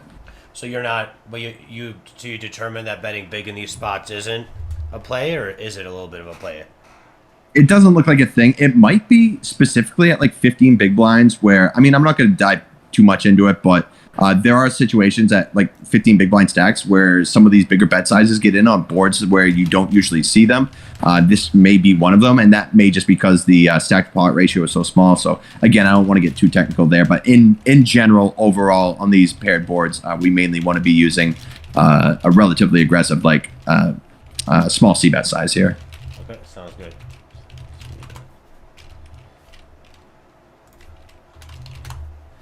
All right, let's see what happens. I guess I'm thinking, what do you do versus a raise here, Kurt? Like if they raise you, probably just hammer it in, or are you just calling to hopefully induce a bluff off, or like say he check raised you here? Well, Just anybody else want to tackle that first? Yeah, I mean, I think if I'm getting check raised here, I'd probably just call. It's going to depend a lot. I don't know. I think there's some argument for shoving and there's some argument for calling. I guess you got to think of how many 2Xs are going to be in his range. Obviously, he's going to have more 2Xs than you do. I don't think it's like terrible either option. I mean, obviously, you could flat here sometimes, maybe like pocket aces too in the big blind.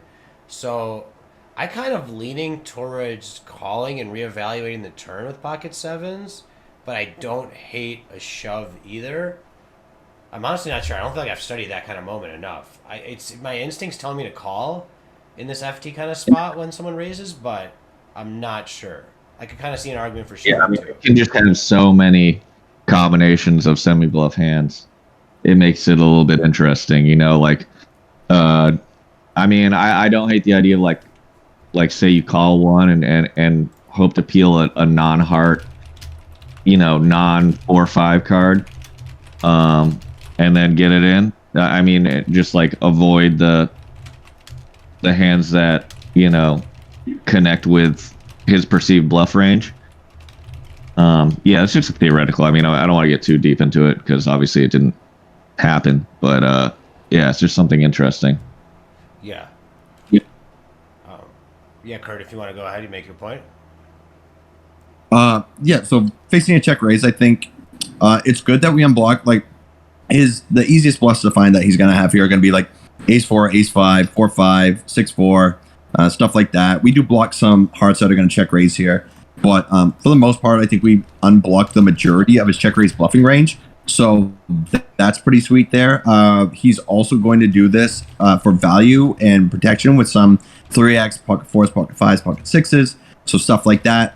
And this hand also needs quite a bit of protection on a lot of different runouts. So I think I would be a little bit more likely to call like aces, kings, queens with a heart in the spot, since those hands need less protection. And we kind of want to allow them to just bluff it off if they have it, or pot control if they do end up having something else here. So I might be, although it's kind of gross because I think this spot would probably be under check raised here, specifically versus you as a chip leader. But he's definitely going to check raise worse hands for value and protection here as well. And our hand does need a lot of protection itself. So I wouldn't even mind just 3-bet jamming a hand like this. And actually having a heart here is pretty good, because the time he does like snap us off for the 2, we at least have some like a heart redraw in the spot, which is pretty sweet. So if I was going to call with some pocket 7s, it would probably be 7s without a heart, and then just rip it with a heart here. So yeah, it would be gross, but I think that's probably our best play overall.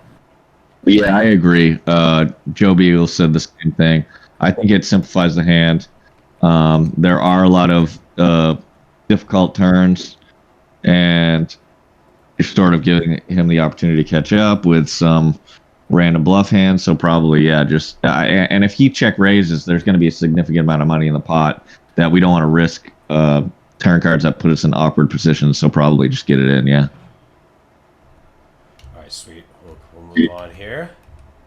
Those are all great points. Got a nice walk. That's how you do it. So what are we thinking here, guys? 10-2 suited in the small line. Or 5-handed.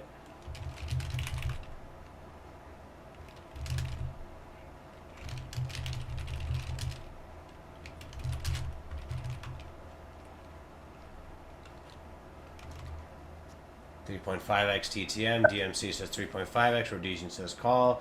Big Daddy Sue says call. Slammer says call. Joe Beagle says normally with limb 10-2 suited raise 10-2 off at a decent frequency, but Chipley at the FT think I'm probably going to 2.93x most of the time. It's story time says raise. What's your sizing? It's story time.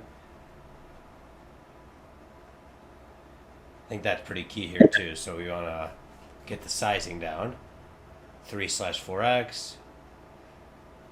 Okay. Yeah, I lean towards agreeing with everybody here, or most people. That's the move. DMC, Joe Beagles. I would probably raise, especially since this guy has tighter numbers.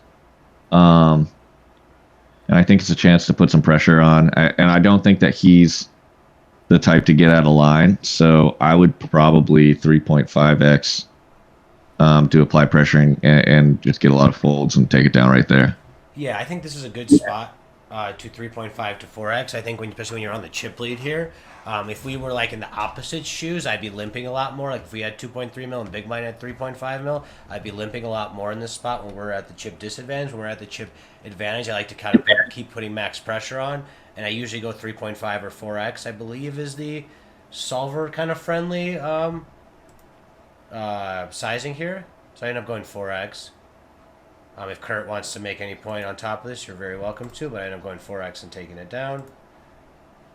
Yeah, so in general, I think we mainly, if we're going to be raising hands like this, they want to be like the strongest suited combos we have and the weakest ones. I would consider this one of the weaker ones for sure. So I'm definitely okay with like limping or raising here. Now, in general, since we do have the chip lead and this guy is second in chips, I think we're still a little bit more incentivized to put on some pressure, not only because we have him out chip, but he's going to be folding tighter than he should be, because even though he has position, he's still not going to be incentivized to be playing pots with us overall. So I think we actually do get more folds when we open a little bit more aggressively here. So that's going to incentivize us to open a little bit wider here overall. And then what you said about his range over, or his stats overall, that he's running a bit tighter of numbers. So I think just overall, I would be a little bit more aggressive here. And going back to how tight he is, I also don't think we need to make it a size quite this big, because if we already think he's overly tight, there's no real reason for us to put in like a lot of money to make sure that he's not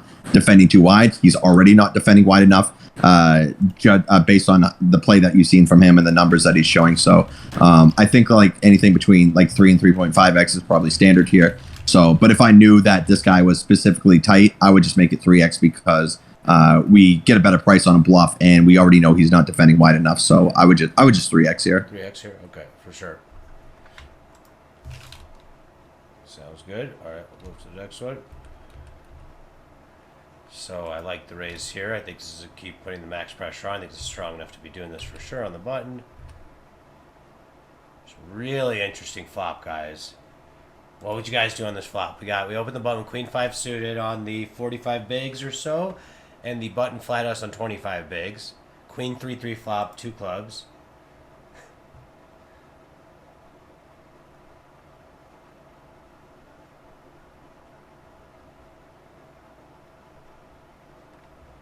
So yeah, he's checked to us. Yes, Slammer, yep. So what would you do? Now he's checked to us on the button.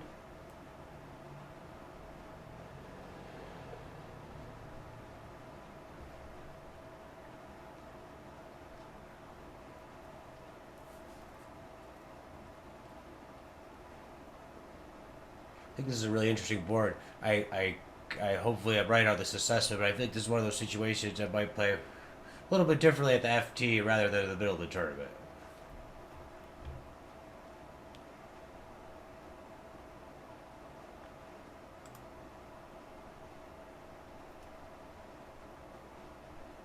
It's funny. Everybody's saying bet. I actually check here.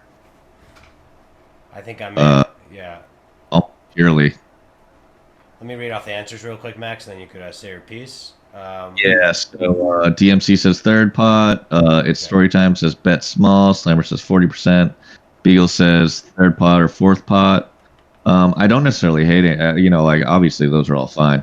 I check here. I just don't think that this is a hand strong enough to get 3 streets. So I usually use this as a balancing check back range for all the other hands that I check back here, just to keep some strength in there so that I'm not getting exploited when I check back so often. And I do think that'll induce some double barrel bluffs. I'm not super thrilled with checking back with clubs on the board because obviously the board can get a little trickier. But I do like to check back these like a weaker queen, like a weaker top pair here, to balance out the rest of my check back range. Yeah, I think I'm kind of in a so a lot of people are saying kind of we had a mixed thing between I guess say betting. A few people said check. A quarter pot was brought up a few times. DMC says betting range. See, this is an interesting point, and I want Kurt to kind of address this too after I say it. See if I'm a little off on this or I'm on point. So this is a spot normally, I think, in the middle of the tournament that you do kind of just bet your range on and bet very small. But I think as you get to the final table and stacks get more shallow, that you don't necessarily just want to always bet your range on this spot, and you want to kind of be a little more balanced. So I personally would check back here. I think that if you do get, I don't think you're going to get check raised often, but if you do, it's like the worst spot ever, and just even having that happen could create just this murderous kind of moment for you that really could maybe it's fine for you, but it's not the best spot if you get check raised and you're just not really pumped about it. So this isn't a spot you're going to get 3 streets. I think Max made a valid point there. I think you're only going to get 2, maybe even 1, depending on kind of what the run out is.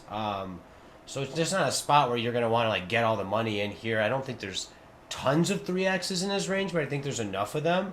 I think there's going to be a decent amount of bigger queens than yours you could check raise. So if you do bet small, like why can he check raise like queen 10 off sometimes, or like queen jack off, or like, queen 9 of spades or something? Like why can he check raise some of those hands, maybe intending it to get it in with you occasionally? Obviously he could maybe check raise some clubs also, but so I'm not really pumped about it. I mean, he could check raise clubs, and that puts us in a miserable spot too. Like, I just think that it simplifies things when you just check back here.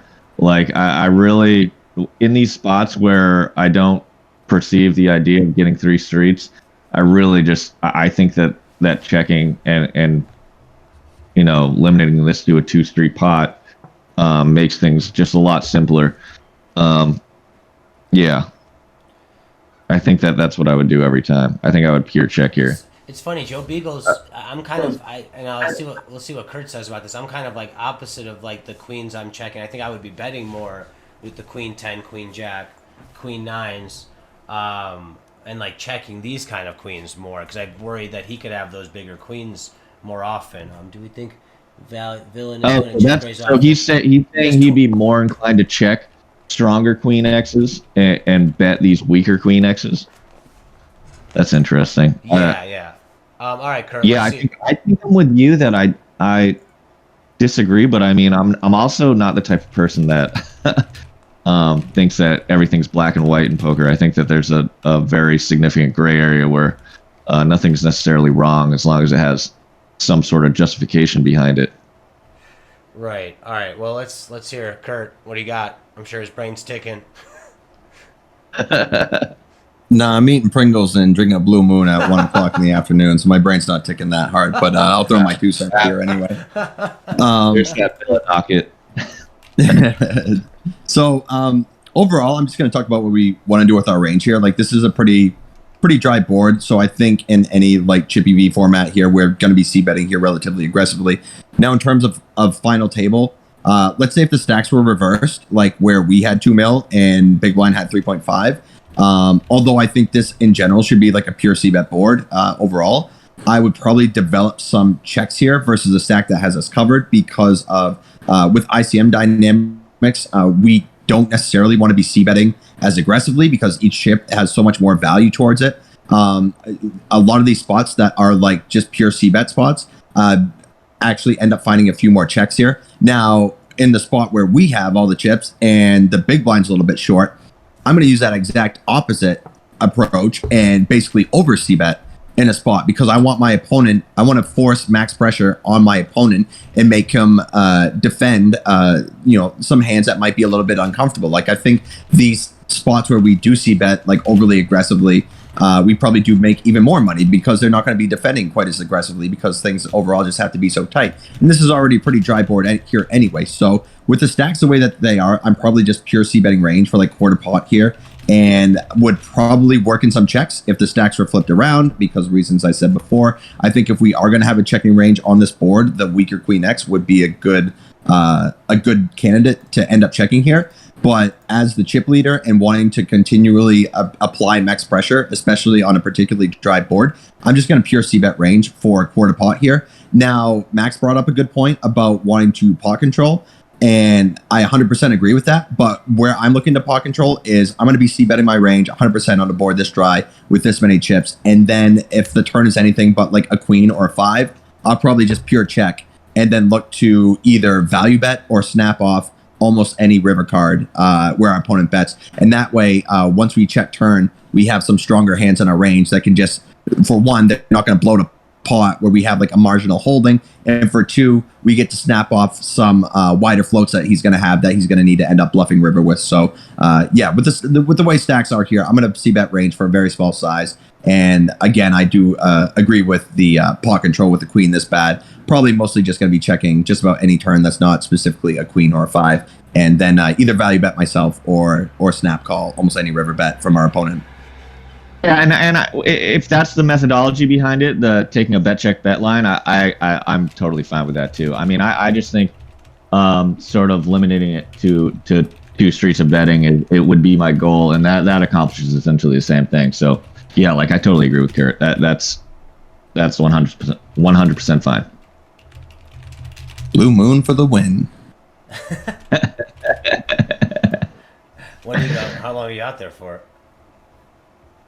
Last full days today. We got to check out at 11 tomorrow, and then my old man flies out Saturday, which means Sunday's going to be first official day back in the streaming streets, back to work. So looking forward to that. Awesome, man. Nice. Love to hear it. All right, let's see what happens I think here. I ended up checking back, if I had to guess. Yeah. In the bladest turn possible. Look at that. See, now there's all this deception. I mean, probably bet too big here. I mean, the sizing, I feel like you can't, I don't know, you probably just go small, I guess. I should have probably went really small, like 150 or something. Maybe I went a little too big. It's probably just a little too big. Yeah, I agree. Mid bet. I don't even fucking know. There's just like nothing he has. I mean, you call him like the ace high, king high. maybe any. I might even check again on this turn. Like it just throw the Hail Mary that he bluffs air on this river, like just because you have such control of the hand. Like, but it does suck. Like if he has ace high, you could get 2 streets potentially. You know, but I would say that ace high, I would bet. Like I would bet smaller, hoping that ace high would call. Like I think 40% maybe a little too much, but I mean it's not bad. It's probably fine. Yeah, I think it's a little too big.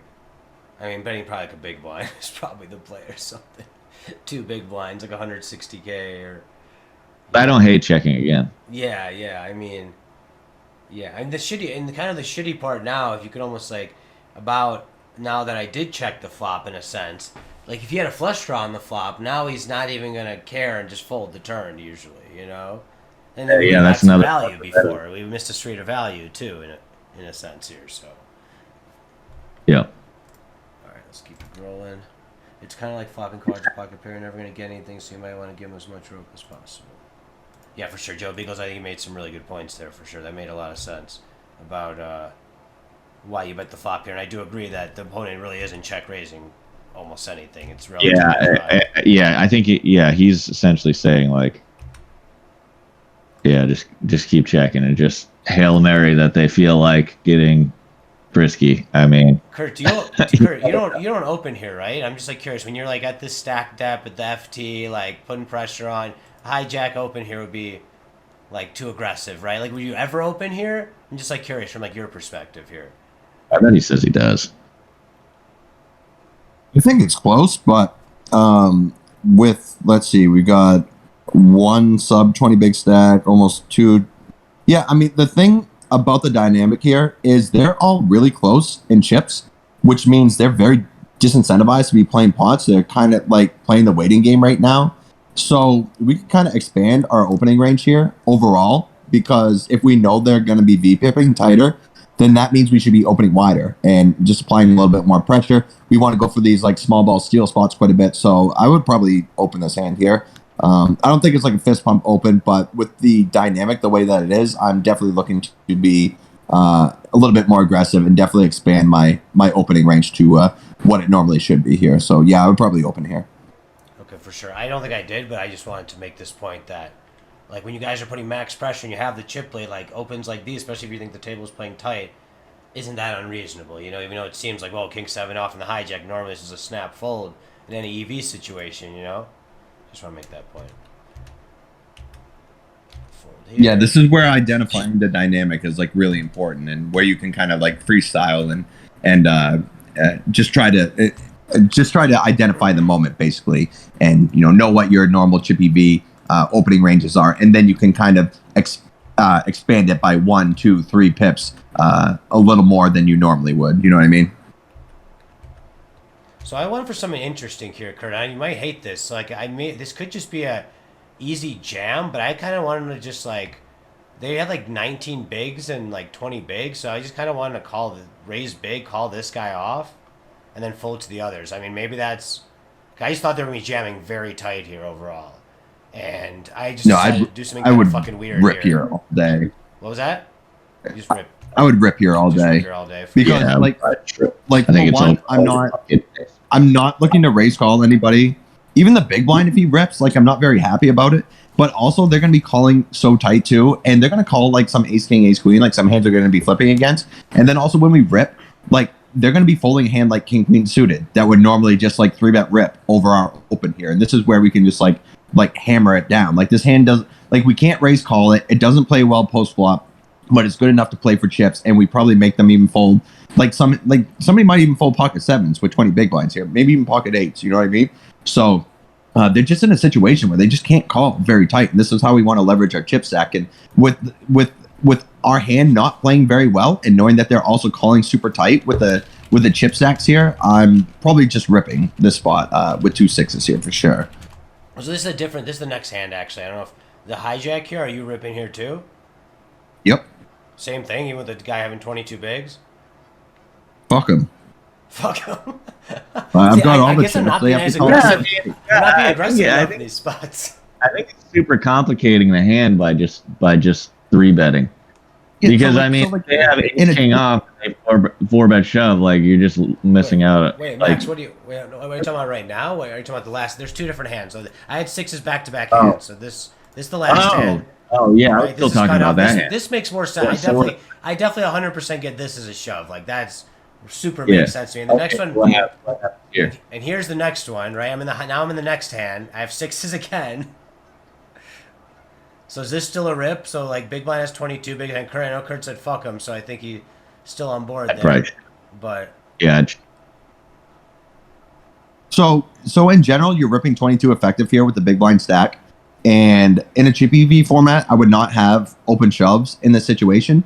But we're playing at a final table with this like high ICM implications, and we really want to leverage our big stack here, knowing that they can't call wide enough. So this hand's definitely good enough to just rip in there. These, like, specifically with how close these guys' chips are, like they should definitely be folding pocket sevens, pocket eights, king queen suited, like they might rip on us. Even some like ace jack suited that they might rip on us. Like they just have to fold almost everything. And yeah, it sucks when they wake up and somebody has queens and they call, but everybody just has to fold so much. And the way that we really leverage our stack is just specifically when everybody's so close together and they're just kind of waiting to ladder up for the other guy to bust.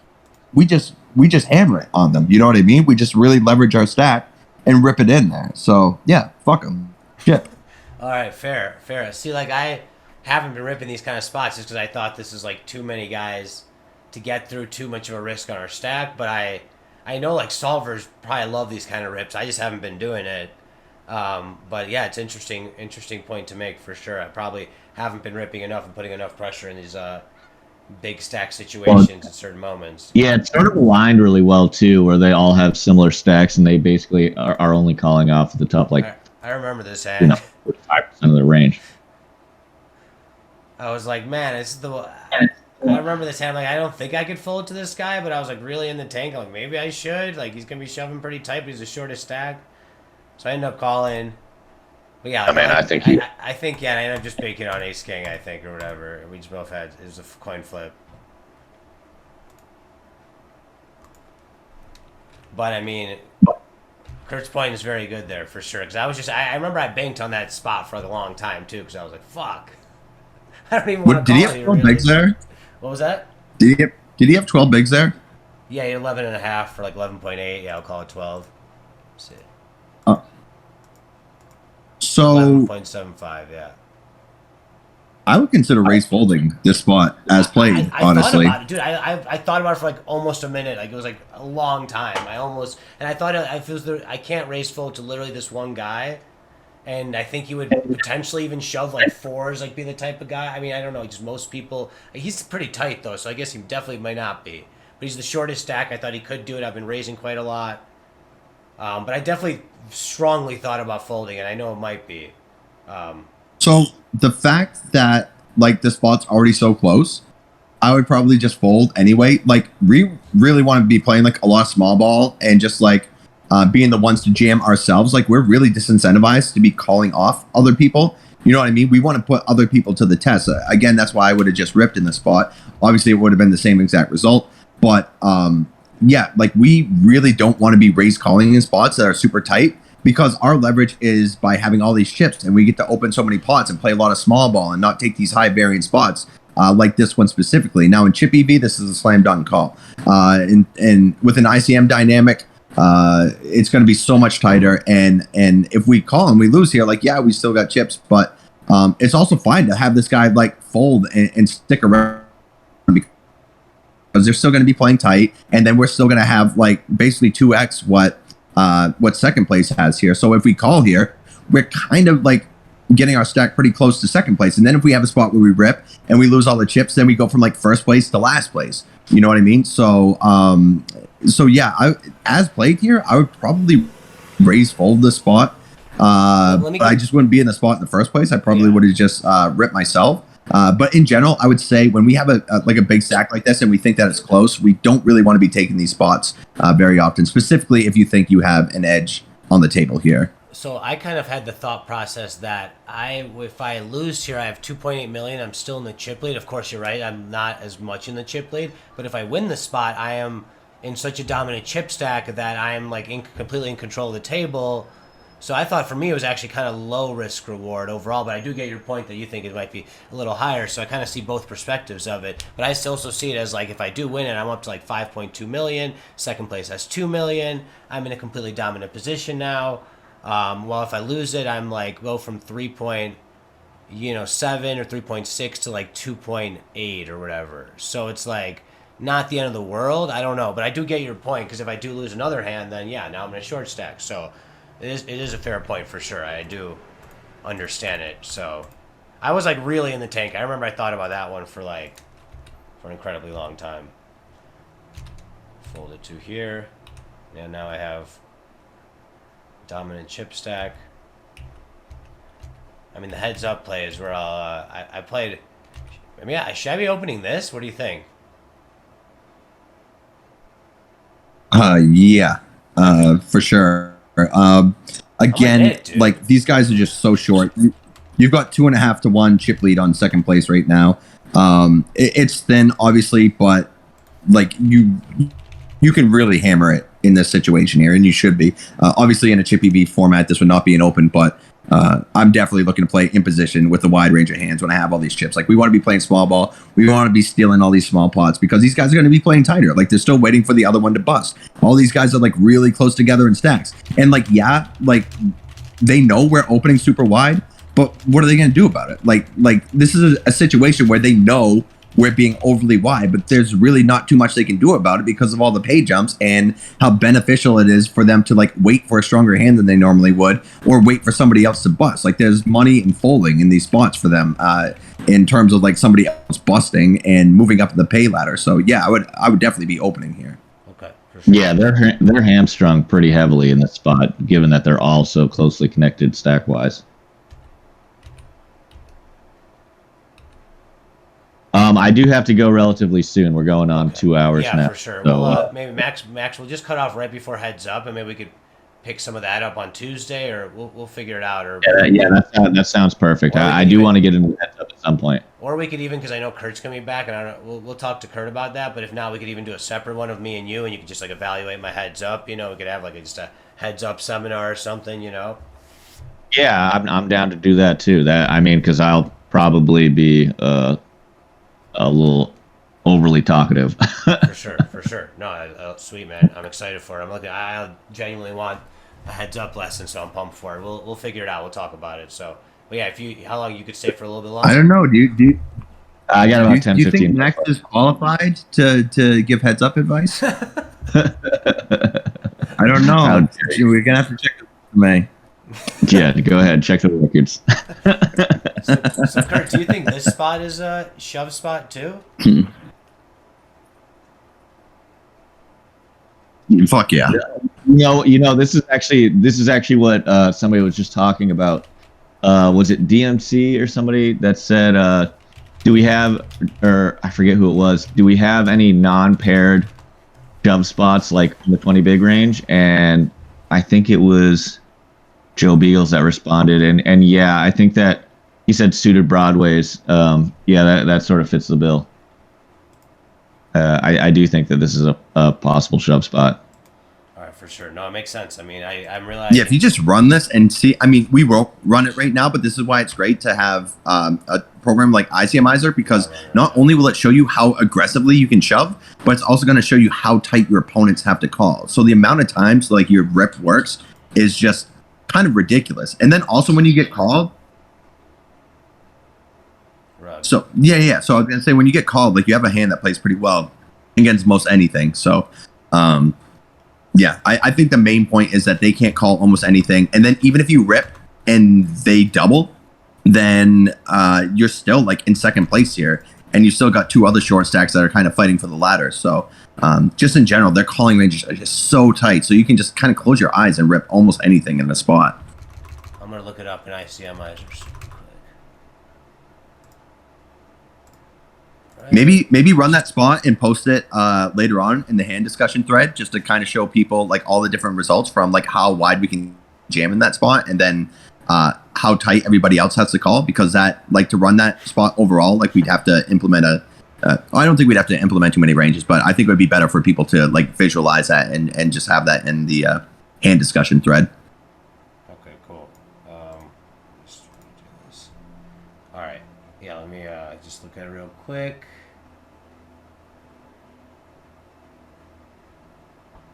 I mean, maybe it's having their calling ranges like too. It's not giving me like as much as I thought. Honestly, it says 36% of our range, but it's only like winning. I mean, it's winning a little bit. It's like a slightly winning shove, but like it's definitely profitable. It says 36% of our range is profitable, and I probably have to adjust their calling ranges. I'm sure too. All right, I'll post it later. Let's hammer this out. I'm gonna start grinding it a little bit too. This is interesting. What do you think? Oh, well, if it got to us, Kurt. Did you fold a 9-8 the last hand? Did I? Let me see.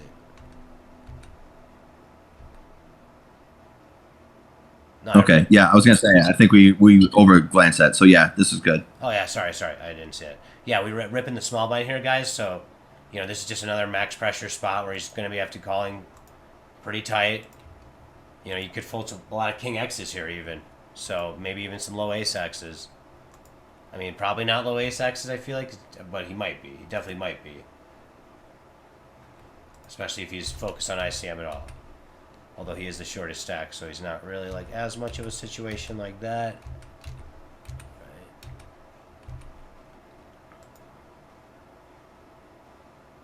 Right.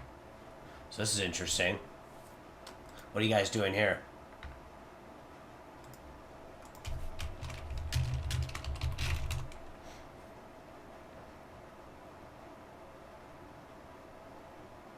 Joe Beagles is YOLOing them in. I mean, we're learning today that jamming is a very good move when you're on the big stack. This open shouldn't exist, by the way. By this guy? Yeah, he should be limping his range here.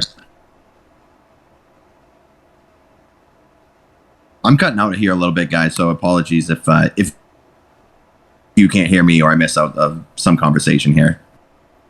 Yeah, no problem. You're coming in clear, but I imagine your internet's pretty nicky. Yeah, I mean, I guess I'll say I agree with Joe Beagles to the point that, well, first I'll say it's like an obscure raise by this guy. Like it almost makes me concerned that he's on the stronger side.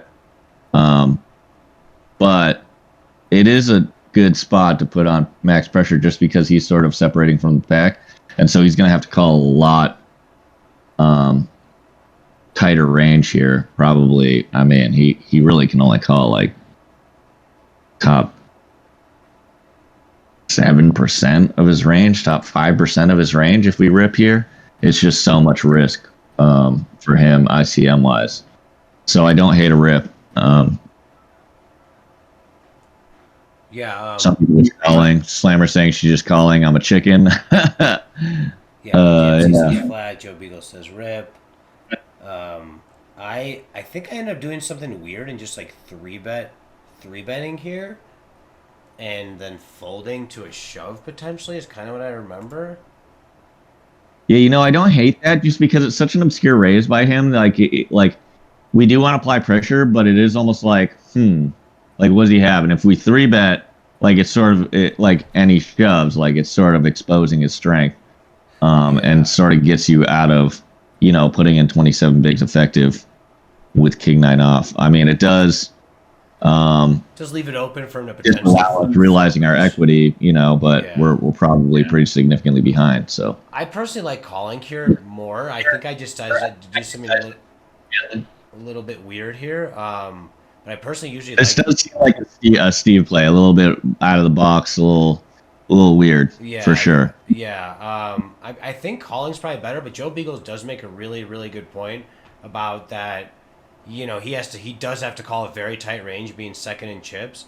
It is weird with the sizing, and just it feels like even I just feel like also like even though he should call really, really tight. I think if you make a big shove here, I don't think he's necessarily just gonna call like I don't know. There's a few hands that he's 4-bet shoving that he's not calling off, I would say.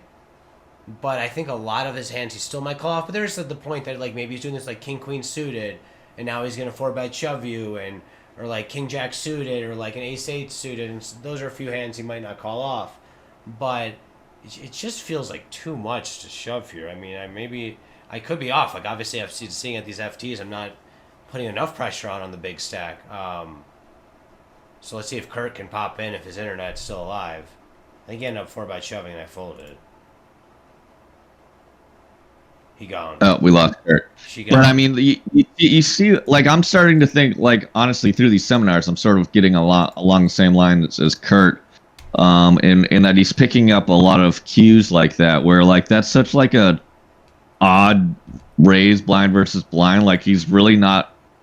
It's almost like he's not looking to get folds. He like wants action. Like it seems very indicative of a significantly strong range. So it's like I would probably I don't know if I'd 3-bet. I would probably just call. But like I don't necessarily hate a 3-bet just like as sort of like a way to like put pressure on while also sort of fact finding.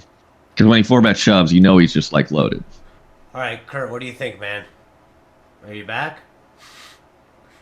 He popped in for a second. I think he might be gone again. Okay. Sorry, I'm struggling a little bit here. I just cut out a lot, but yeah, if you can you hear me all right? Yeah, Yep. you're good. Okay, so a couple things here. I did establish that he should have a pure calling range here. He's very disincentivized to be bloating pots here out of position. You should also be overly aggressive with your isolating range here, so he's a little bit more incentivized to be limp jamming a lot of strong hands or just keeping the pot small with hands he wants to play. So in general, I know that this range shouldn't exist. So when I see him open here, I'm automatically going to assume that he's a little bit stronger than he should be. Also, this open size shouldn't exist either. This doesn't accomplish almost anything when he opens so small. We defend such a wide portion of our range that this open size doesn't really accomplish anything. So from an exploitative standpoint, all I'm thinking is that this guy has a really strong hand right here. So, and then even if he doesn't, even if he's raising hands that he shouldn't be here, like some queen jack suited stuff like that, we're getting such a good price. The way we like counter his mistake by having an opening range for such a small price is by like defending pretty wide here and playing our position and seeing a flop while he's left bloating a pot out of position here. Now, this king, I think, is too strong to be turning into a bluff here. I would definitely just be pure calling here if I wanted to have like a 3-bet bluffing range here, which I normally wouldn't because I am already kind of assuming this is probably too strong of a range here. Then it would be like a king deuce off, a king 3 off, king 4 off, like some of the kings with less playability. But, we block some stronger hands with the king, of course. But yeah, so we countered this by just flatting a lot here. And I think this hand is too strong to turn into a bluff. And and knowing the previous information that this raise size is bad and that he shouldn't be opening very much here, I'm just going to automatically assume that his range his overall hand strength here is probably a little too strong, and he's just trying to kind of milk us along. Yeah, I think that makes a lot of sense. That's why, yeah, I usually, honestly, I'm usually in the same boat as you. I usually flat like the king 9, king 8 in these spots, hands like that, and then I'll turn the lower kings into 3-bets. But I also 100% agree that this sizing looks very strong, and I should have been more aware of that, I think, in this spot and not 3-bet and just played as a pure flat. So I'm definitely in agreement with that. All right, let's move on to the next one. Don't know if there's anything else with that one. If he went like 3x, Kurt, what are you doing? Calling? Calling? Okay, it doesn't change. What if you went 3.5x? Just calling, right? Nothing changes, I assume? Not with this specific hand. Like our overall range needs to be a little bit tighter, but also I'm still going to play with quite a bit of caution here because I think he shouldn't be opening here in general. Now, if he is going to have an opening range here, it should be with a very tight range of hands, and if that's the case, he should be opening for bigger sizes here, which is why nothing here makes any sense from his standpoint. So that's why I'm just automatically thinking he has some sort of stronger hand here because there's just like 2 or 3 different alarm bells going off between him opening and the size and all that. Here. Sure. So. All right, on to the next one.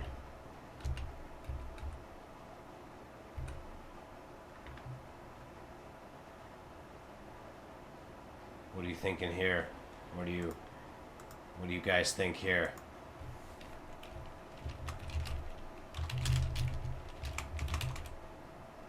It's funny you ended up in so many similar situations. Yeah, this is like very similar to the one before. The thing is, what I don't like now that I 3-bet that spot before, now I like ripping would definitely have been the better play if I didn't lose 700K in that hand, you know? Oh yeah, I see what you're For saying. sure would have been the better play. Like that, just based on what we talked about earlier, it still might even be the best play because he has to call so tight right now, and big blind only has 12 bigs. It's a lot of chips, so maybe it's a little bit too many to be just ripping. But I mean, if you if you think about it, so he's got 3.4 and you've got 4.7. So even if you shove and lose, yeah, I mean you're still in the mix with the other two stacks, and you're applying maximum pressure, and it does seem like he's getting a little more aggressive.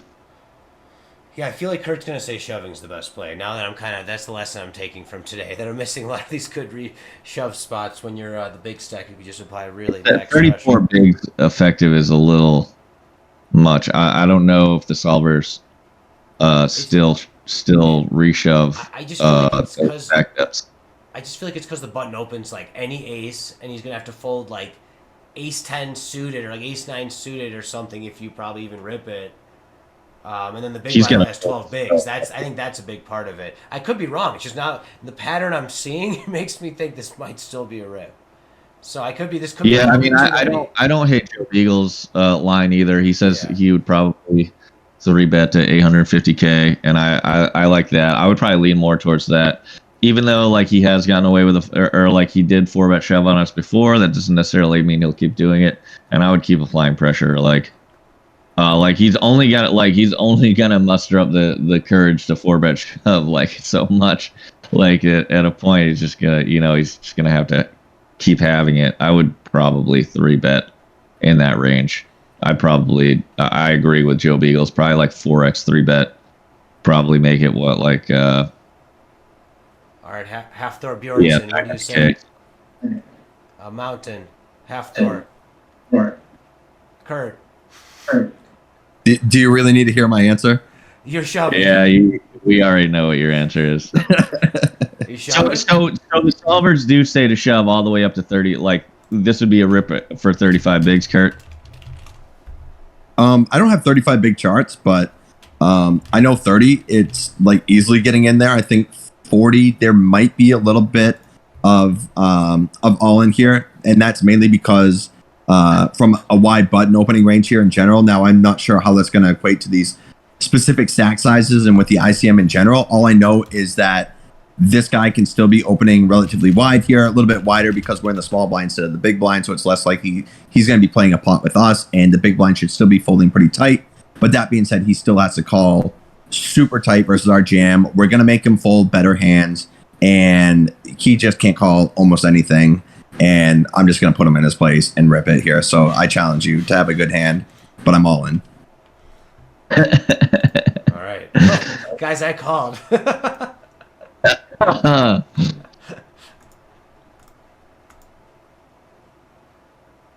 feel like I remember, man. I feel like you bet here. I think this is a pretty I clear feel like bet. it gets funky. Okay. Pretty clear bet here on the turn. Yeah, guys played. Maybe could have went even a little bit bigger, but I want to make the big blind, make it seem like I could have some fold equity against him. I think I'm beating his range pretty strongly. There might be a couple hands that beat me. Was But this 3 ways? yeah, 3 ways. Oh, okay. That explains the bigger bet size. Yeah, so I should just Yeah, I'd probably we're bet learning lessons. We're learning lessons here. That when you're on the chip lead at the FT, guys, you could put a lot of maximum pressure on pre-flop, So this is a good lesson for I think you guys to take in. Like we had a session a few days ago. We were reviewing MK Ultra's run, and he was short like the whole FT. So a lot of it was like making tight ICM folds, or like he was like second in chips, third last. He was just like hovering around short stack. It was just kind of a lot of them were like, all right, this is like kind of a tight ICM fold you got to make. But when you're big stack, this is actually really good because it's like a very countering lesson to the last one. This is like the opposite. When you're big stack, you could put ridiculous pressure on as pre-flop especially. So,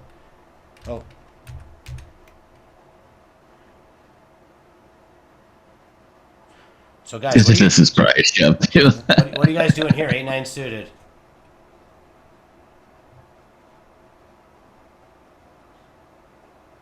I mean, as far as playability goes, this is an easier justification to not reshove, just because it's got such good playability in position.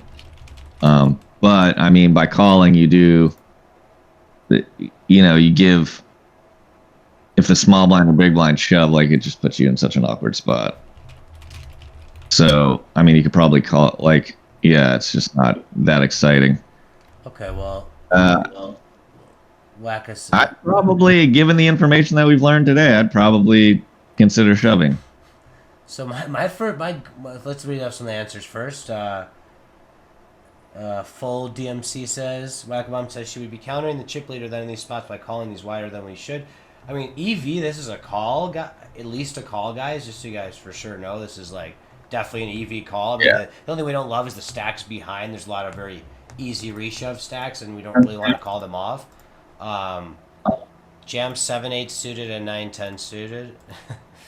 I mean, I have a feeling Kurt's gonna say jam. I called in the moment. I think that this is a spot you got to play at least somehow. I actually think that this would be. This seems like a call to me, but I've been off on these, like. I think that might roll a situation like this. What do you think, Kurt? Are you alive? Yeah, I'm alive here. I don't hate a jam in this spot, but I'm probably so we're in position now. So and we also have a hand that has quite a bit of playability. So I think we could still make money by jamming here, but overall, I think with having position and a hand that has good playability, I definitely am okay with the call. I also think that our other opponents are probably going to be a little on the tight side anyway because the ICM component here anyway. But yeah, I would mainly call here. I don't think folding is an option though. I'm a little bit more incentivized to call here while we have position, and a lot of these other jam spots have been to avoid playing out of position really and kind of leveraging our stacks. So we're still putting on a lot of pressure by calling here in position because we do have this guy covered still, and it's going to suck for him to play out of position here. So okay, well, I think I ended up making the call. 3 ways here. Interesting flop. So I have a feeling I might. Okay, so what do you guys do here? What do you guys do here? Well, I mean, does it go check? Yeah, it's check to me. Check to me on the button. What would you do?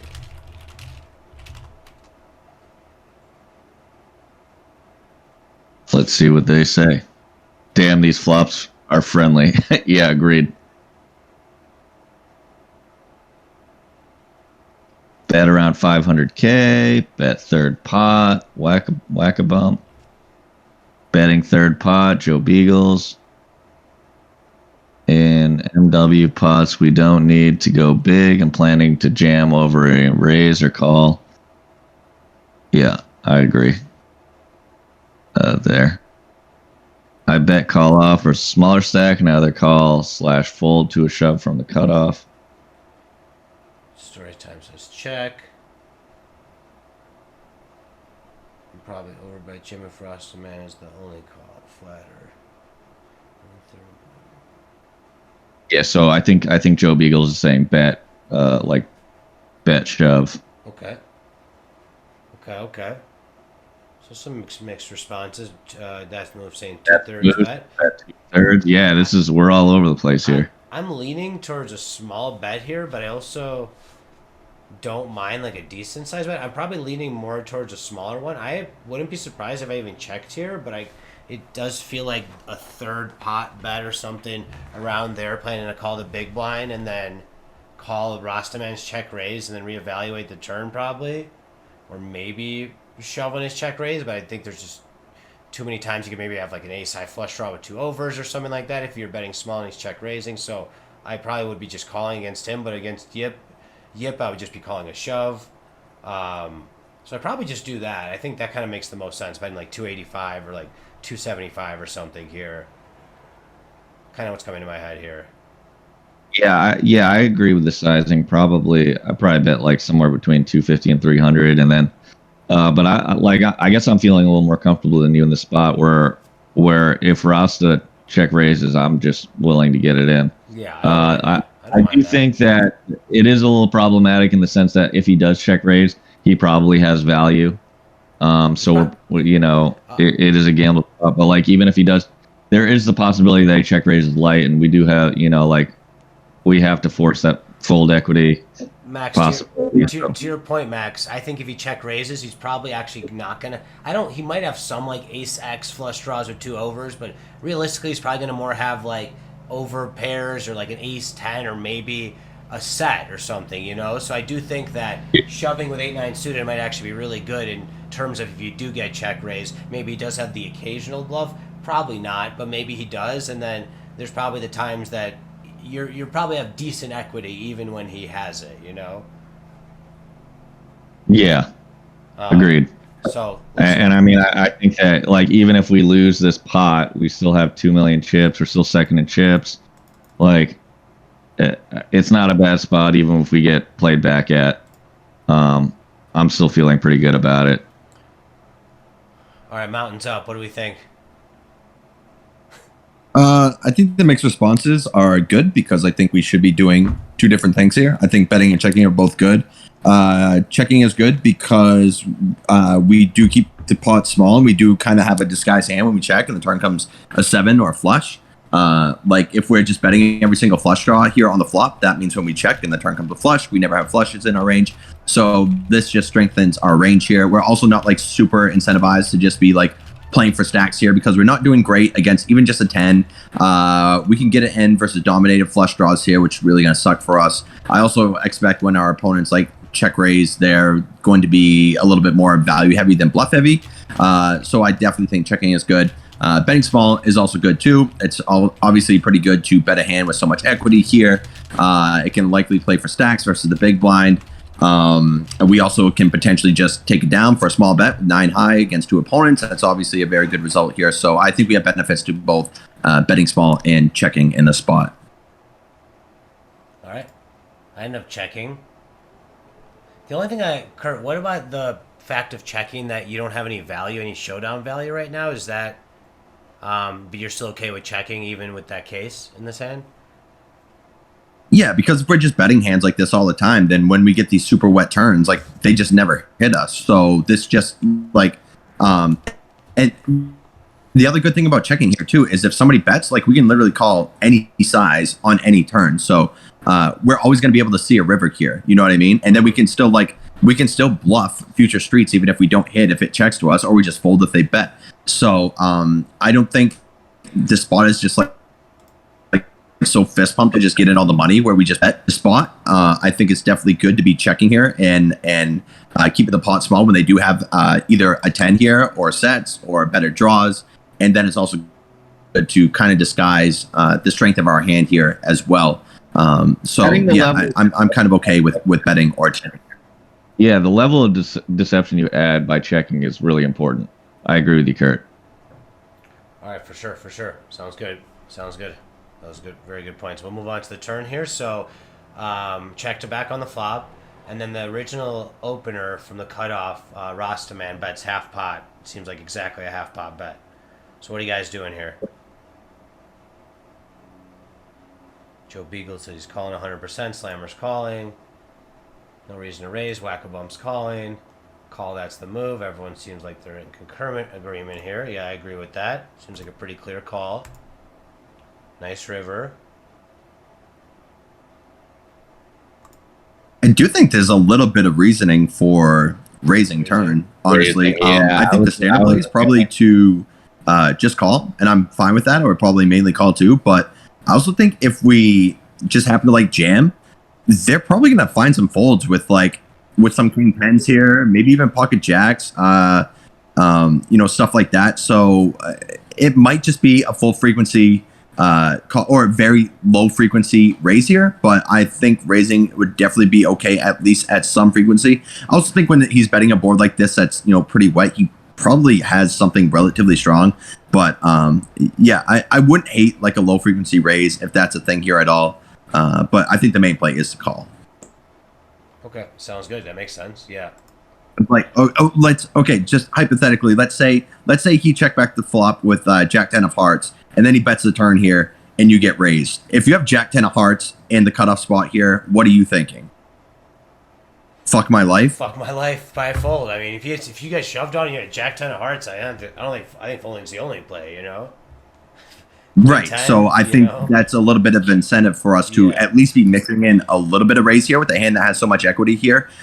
We also do block a hand like pocket eights that he could have turned, which is pretty good. I mean, he's still uncapped like pocket sixes and pocket tens here, of course, but we do block hands like 10-8 suited here. I don't know if he's opening like an 8-6 suited. He really shouldn't be at this spot. And blocking pocket eights here is pretty sweet too. And then even if we do get called, then we have a hand that has like a ton of equity more often than not, unless he has like a set here pretty much, then we're kind of in trouble. But versus everything else, we're doing pretty well against. Yeah, that makes a lot of sense. Good point. Good point, Kurt. All right, we're checked here. What size are we going here on the river, guys? We hit the straight. I assume you're betting. If you're not, I don't know, you know, but no, everyone's way past that level. Let's go. What are you guys betting?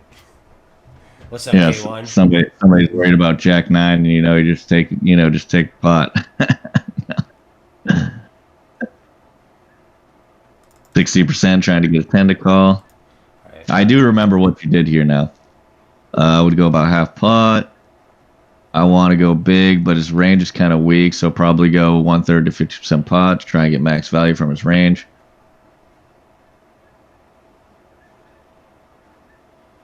I don't remember what size I went here, but yeah, if anyone else has anything, then Max, you could say what you're thinking. Looks like they're done. Yeah, I mean, in these spots, like something that I try to do, but I don't necessarily think that it would work here, is I sort of try to bet like really thick bets that don't make sense.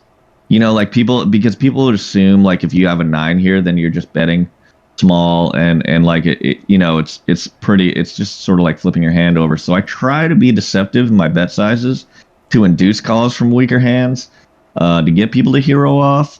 The only problem with this is that there's so many 9s in our range that it's pretty tough to imagine them calling a thick bet size. So I would probably, like, that's something that I try to implement, but I don't think that I would implement it here. So I'd probably do what Joe Beagle said and bet somewhere in the third pot to 50% range. I usually lean heavier just because I'm trying to get max value because I'm greedy. So I would probably bet somewhere in the half pot range. Okay, sweet. That makes sense. I think I'm in agreement with the thick bet, as you call it. I like that term. I don't usually say that. I might have to start saying that now. I might go for the thick bet here and, the thick bet, because I think you could also do that as a bluff very often. I think if you did have some, like, let's say a king jack of spades, or like ace 5 of spades, you made some kind of weird, for some reason you check back the flop. I mean, you shouldn't with very often, but like maybe you're mixing it up and you're doing that. There could still be some hands you turn into a bluff. Maybe you have like a pocket 5s or some hand you didn't. I mean, you shouldn't play those. Like, there's a lot of shoving hands. Jack makes a lot of sense. Queen Jack makes a lot of sense. Yeah, I agree with that sort of range. There's some random hands you could like turn into a bluff, and also just I think if he does have a Jack 10, Queen 10. Hands like that, I think you're going to be usually. I think you could find two sizes here. Honestly, I think a smaller size isn't bad. I think there's two sizes you can go, but also I do think I would personally go like 2/3 or something like that, because I will be doing that usually with my bluffs too. So I think it's kind of good to keep just balance. I'm going to be doing that with my bluffs. I feel like anyway, if I did have a bluff in this spot, I'd be wanting to go a little bit bigger to push him off some of his other hands. And I think that there's still a solid chance he's just going to call you with a 10x. Maybe he'll even just say ace 8 and he'll call you or something weird like that. Or he'll just have, I don't know, some overpair. He's planning to check raise the flop or something. Or have like a 7 ace or like Jack 10, Queen 10, King 10, Ace 10. Maybe, yeah. Beagle says we could even jam if we want to look sus. I agree with that. See, I like the whole idea of trying to look suspect. Yeah. DMC that pot. All right, let's see what we did and then let's hear Kurt. I think we bet thicker. Yeah, nice. Yeah, this is kind of. I actually like that a lot. So Kurt, what are you thinking before we see what he does here? So in general, I guess I'll approach the small betting thing at first. Do we have bluffs here for like third pot? Is anybody bluffing for a third pot here? Yeah, see, that's the problem. Is No, it yeah, really it doesn't? is. It just doesn't tell us. It just flips your hand face up. That's the Right, move, but that right. moves like the hoodest guy in the room. So So if we don't see if we don't have bluffs for third pot, then we shouldn't have value bets for third pot here. So mainly what we're trying to represent here is like a set of eights here or a nine, basically. So we're not really thin value betting with a hand like King 10. Even a hand like 7-6 might just check back here. What I'm curious about is, do we get two sizes, like the 2/3 to 3/4 with a hand like 10-8 here or 8-7 here, and then like we just like jam with 9x here. But so I'm really curious how thinly we can value bet here. Overall, I just know this is like a really polarized spot, since the main value bets here are just going to be straights. So when we're only value betting with such a small portion of our range, we want to be using a very polarized size here overall. And I think Odin will mainly tell us that we're probably going to be jamming here. Again, when we're polarized, we want to be using very large sizes. The only counter I have to that is that a lot of these really large sizes in final table dynamics kind of get thrown out, because the value of losing those chips is, losing those chips is far much more of a disaster when they have so much value in an ICM dynamic like this. So in general, I think smaller bets are used a little bit more frequently, but for this exact situation, I don't think I would bet any smaller than pot. I'm just really curious how thinly Odin will allow us to value bet here. Like, I would assume we get to value bet with sets here still, but I just wonder if we can value bet with a hand like 10-8 suited, 8-7 suited, stuff like that, and then like for like a 2/3 pot size, and then just rip with our 9x. So that's what I'm mainly concerned with. But with this specific holding, I would bet no smaller than pot. no smaller than Yeah, I mean, yeah, you see, you're feeding into my whole theory too much, and you know, I love it. So it's nice. It's nice to hear. But like I said, even though this is under pot, I don't hate the size at all either, because it is a relatively polarizing bet size. And he got the call with ace-10, right? The guy called with ace-10. Yeah, he like time banked for a bit and then called me with ace-10. I mean, yeah, I'm sure I would have got called with pot too, so, or like at least pot. But I mean, I don't mind sometimes not going like the full crazy size to like just to like be a little exploitative of like when you're at an FT, the over pot just looks. I don't know. I don't mind it though, because it does look bluffy too at the same time. So it's a pretty sick sizing. I think I agree with what Kurt's saying. I mean, I don't know. For me, like going like the 80% pot and pot aren't like that far off, but I get what you're saying, that you like to just go the full frequency and extremely polarize the situation, because it is such a polarizing situation in general. All right, the I'm only out of reason here. I would size down. Great All right. talk to you guys. All right, Max. See you later. Sorry, man. Mike. Later, bud. Yeah, I guess the last thing I'll say about this is the only reason I might size down a little bit with this specific 9 is some value. So we like eights that are going to call us a 10-8 suited, an 8-7 that he might have ended up betting on the turn here. So since we do block a little bit more of his hero calling range here, I might specifically bet a little bit on the smaller side, like 2/3, 3/4 with this specific 9. But if I have a hand like ace 8, king 8, queen 8, like 8x that don't block pairs on the board, which make it more likely that he has some sort of 2 pair that he's going to hero with, 2 pair or a set, I might end up going a little bit bigger, not blocking pairs, and a little bit smaller blocking pairs here. Yeah, that makes a lot of sense. Okay, very fair. All right, so I got the call there. Let's move on. Seems like this should be easy shove here. Shove the 5s.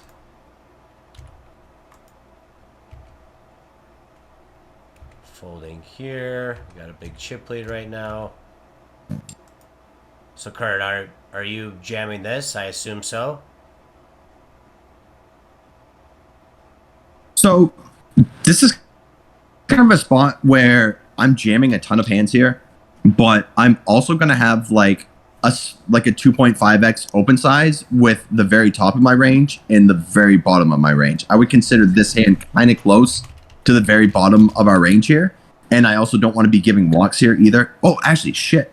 I see that everybody else has 10 big blinds. Same So, stack, yeah, I mean, I guess the same kind of applies, but this might be like, quote unquote, a little too strong to put it into the very bottom of our range here. It's like the 7 deuce off, the 8-3 off, like the 10 deuce off, stuff like that, kind of around the very bottom of our range that I would have like a raise folding range here. And then with like tens plus, I would like raise small to induce a jam.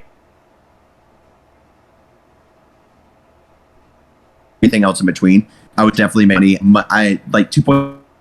Oh, he's getting rugged hard. A little better here, but I definitely wouldn't hate. But I think 2.5xing at SPR would be an option as well. Okay, so I think you got rugged a lot of that. So I think you were saying that 2.5xing could be an option in some of these situations on top of shoving.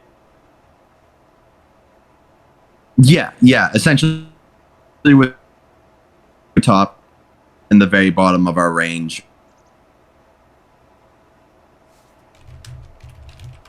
I'm just gonna write this No, down. aces and king in opening range. So we need to counter that with like the very bottom of our range. Yeah. But this, like I said, quote unquote, might be a little too strong to be putting into our 2.5x folding range. So I think ripping here is definitely fine. Okay, cool. Sounds good. I think I ended up ripping. Oh, you see it? Oh, he called me too. Wow. Oh, dude, that's how we do it. Look at that, guys. Guys. Do you see how you do this, guys? This is how you win, bud. Wow,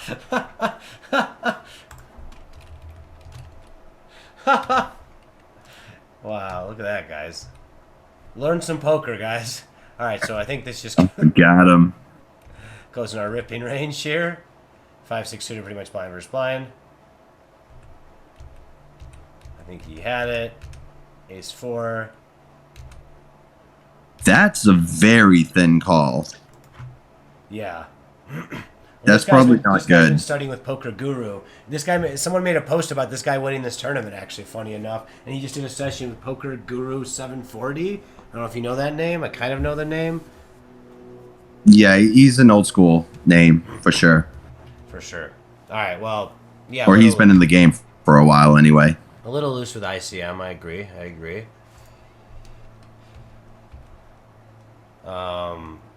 So are you still ripping like a spot like this where small blind has 22 bigs lens now, or is this just a raise to you? I'd rip. Mainly because the small blind is going to be super disincentivized to be calling here with him having a 2-to-1 advantage over the small stack. So he's going to be calling really tight. And even if he calls, like, you guys are going to have the same stack size. So you're like, you don't really lose that much if you end up like doubling him up. But he has a ton to lose if you just rip here and he calls with him having such a big chip stack over third place here. This reminds you a lot of, oh my god, let's see if I get it right. Adamo? No, Adamo? Adamo, okay. Did I get it right? I think I might have. So anyway, it reminds you of when we were watching that, was it the 100K or it was an online 10K? I think it was the 100K. And he was just on the big stack and he was ripping like every hand, you know, just over and over and over and over. And it was a good kind of example, I feel like, exactly what Kurt's talking about here. So I ended up opening. Sorry guys, I have a pre-flop, I have all the mergers calculator.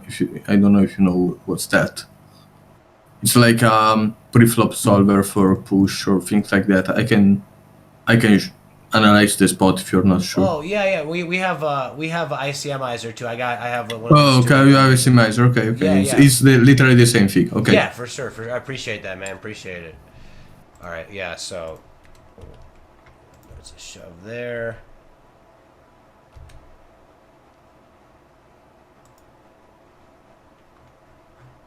So are we calling here, guys?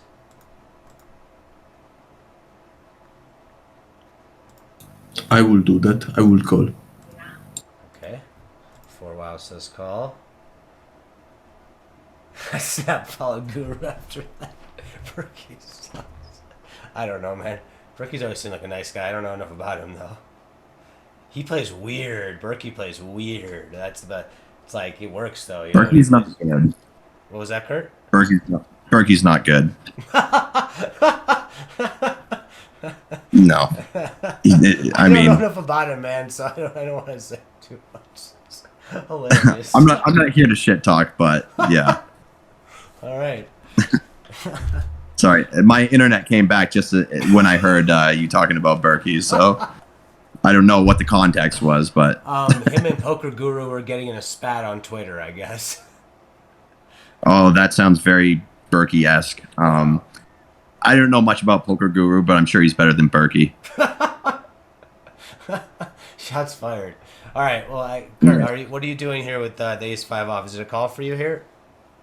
Yeah, we got a call here for sure. Like this guy's gonna be jamming close to Chippy V. He's like by far the shortest stack here, and like his leverage is going to be ripping in spots. Like he can't afford to wait around. Like he has to double up. Like second in place is waiting for him to bust out, and you're gonna just leverage your massive chip stack by opening up very aggressively. So he has to take any spot that's given to him. So ace-5 is a snap call here, I would say.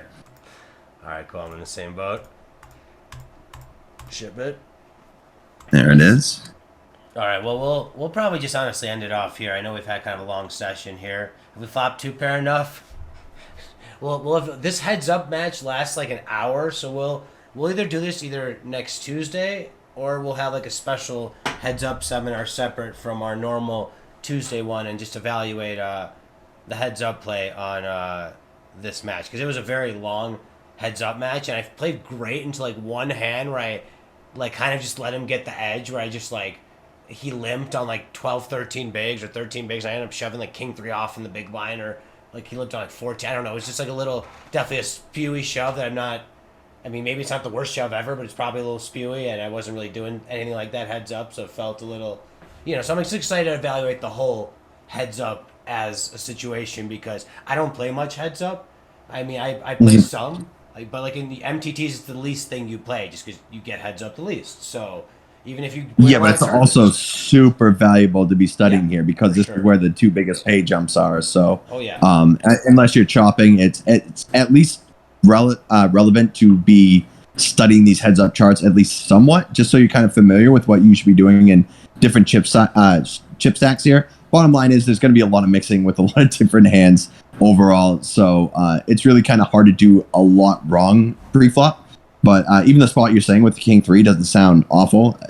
It kind of depends on how often he's been like limping, or if he's like playing more of a face-up strategy. I don't know. But yeah, it's certainly important to at least do a little bit of heads-up work, because this is when the most amount of money is being decided.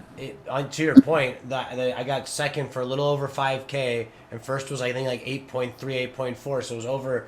It's probably like $3,200 heads up match, and that's like, I got paid 5K almost. Like think about what just the heads up is, $3,200. It's like the craziest pay jump ever for that tournament. And some websites are flatter than others. I know like GG Poker's a little flatter like for some of those, but some websites like Poker Bros, I feel like has like the craziest pay jumps. Like sometimes first will be like 13K and second will be like 6.5 or 7, and you're playing for like 6.5K heads up for like twice the money pretty much. So it really is very important, and it feels really good to close out a tournament. And heads up is one of those games where I feel like most of the time no one really has more than like a 60-40 kind of edge. I mean, chip stacks will vary that, but if you guys were even if you were like a lot better than the guy, maybe if you were like super better, you'd have a little higher edge. But I think overall edges aren't as crazy, so it is good to every little edge you can get heads up really helps. And you will get heads up sometimes, and those moments will be huge, and you'll be able to hopefully win a lot more. And like lately I've gotten way,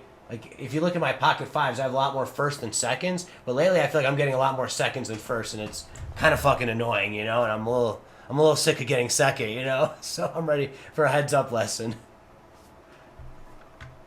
Yeah, and I guess take some solace that maybe some of those first and seconds like can just be chops. You know what I mean? Because I have plenty of different badges where we chop 2 and 3 handed. So it's obviously nice to see that you have more wins, but it's not always the end all be all, because obviously you guys know there's a lot of chops happening. It's always smart to be chopping, even if you have a significant edge over your opponent. There's just so much money up for grabs, and anything can happen heads up. You don't have to be the best player and you're just going to win every single time. That's certainly not the case. I mean, So yeah, I mean, we can talk about that in another time as well. But another great feature that Odin has as well. They let you battle heads up too. So, but yeah, it would be good if we could get Max, and because obviously he has far more heads up experience than all of us combined in here right now. So if that becomes a thing here in the future, then I think that would definitely be something good to look into, and definitely a lot of fun to analyze some heads up play. No doubt. Well, I appreciate all y'all for coming out. I'm going to be probably firing up a stream in about an hour or something. A lot of good stuff.